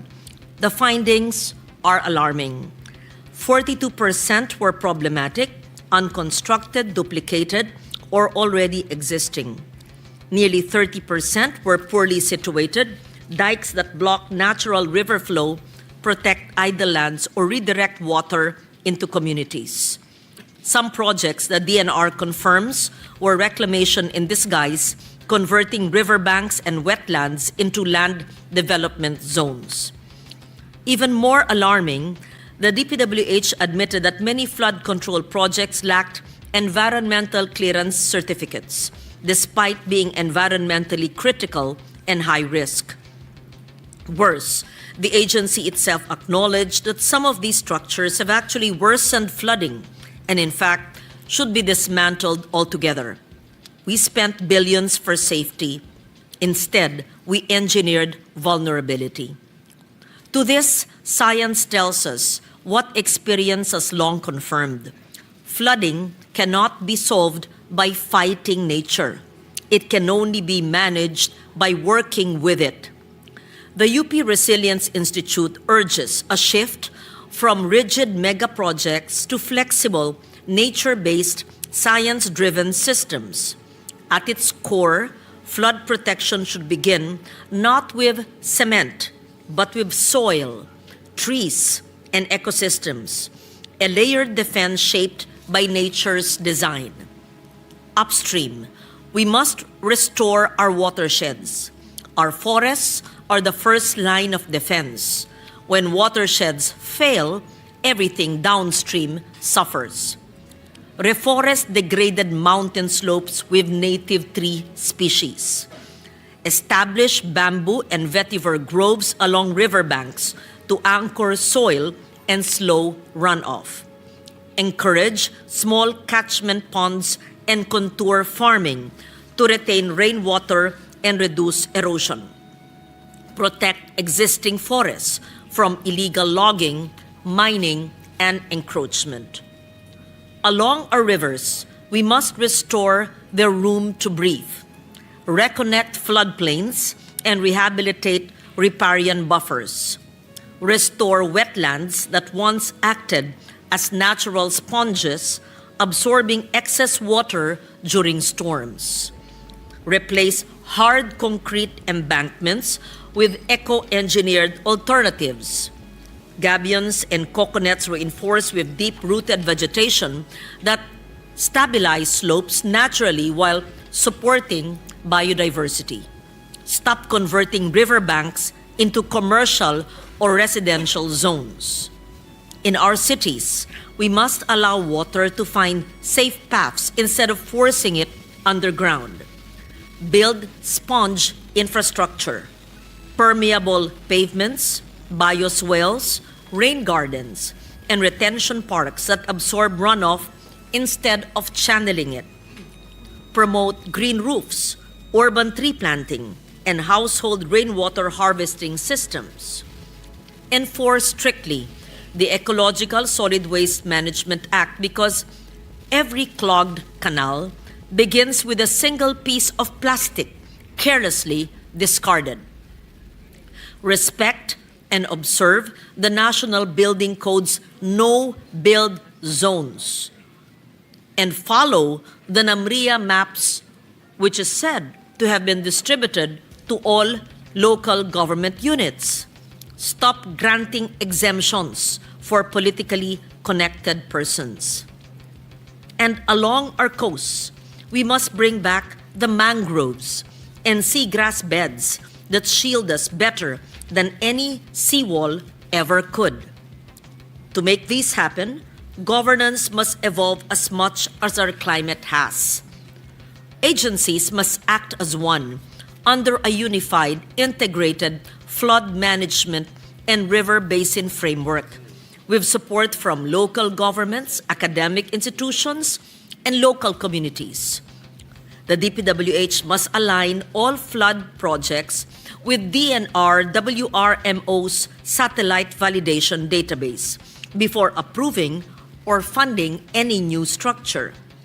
Equally vital is the use of multi-hazard maps, integrating flood, landslide, earthquake, and storm surge risks to guide all planning and infrastructure decisions.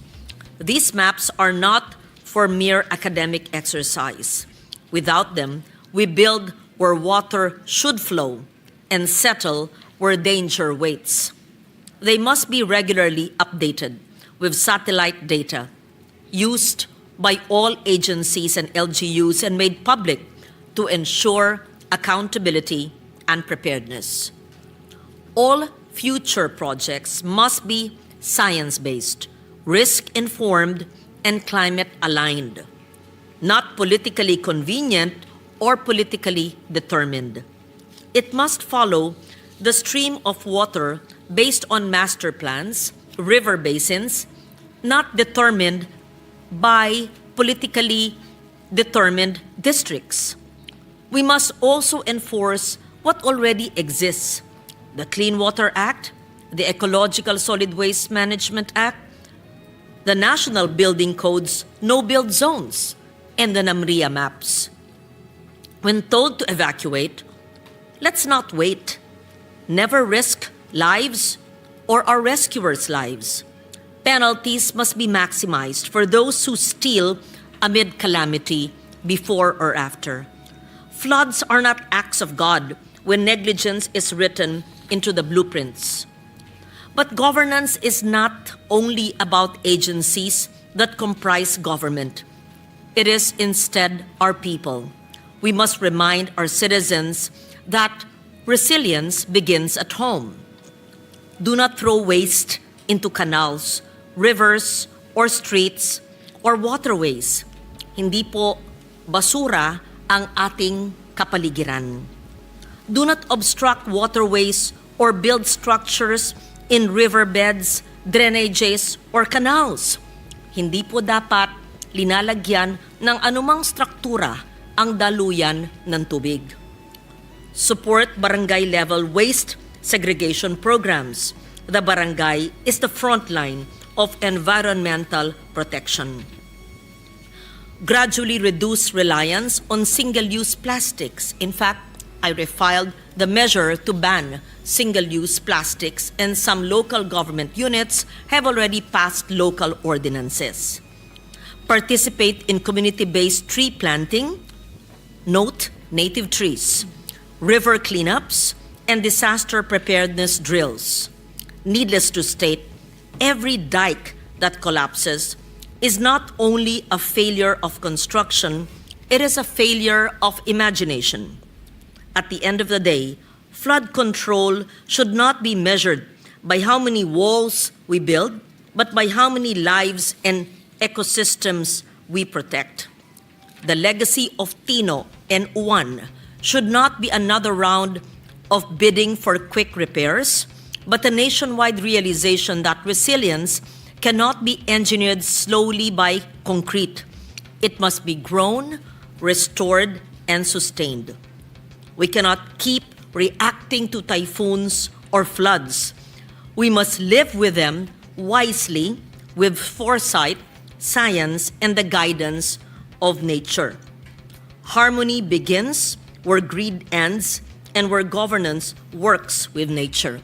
At the end of the day, Mr. President, the best flood control is nurturing nature, protecting our watersheds, protecting our forests and not logging them, and protecting the mangroves that are the best buffer and defense against storm surge. Thank you, Mr. President. Majority Leader. Mr. President, I move that we refer the privilege speech of Senator Legarda to the Committee on Environment, Natural Resources, and Climate Change. Any objection? Hearing none, so referred. Mr. President, I move that we proceed with second additional reference of business. Paano si ano? Hindi, paano si... Ha? Bakit siya? Meron pa. Alright. Okay, the Secretary will proceed with the second additional reference of business. Second additional reference of business, committee reports. Committee report number 8, submitted by the Committee on Social Justice, Welfare and Rural Development, Senate number 155 by Senator Tulfo E., an act simplifying the documentary requirements for accessing government financial assistance and for other purposes, recommending its approval with amendments, sponsored Senator Tulfo E. To the calendar for ordinary business. Committee report number 9, submitted by the Committee on Social Justice, Welfare and Rural Development, Senate number 254 by Senator Tulfo E., an act penalizing selective, discretionary, and discriminatory acts in the delivery of social protection programs, recommending its approval with amendments, sponsored Senator Tulfo E. To the calendar for ordinary business. Majority Leader.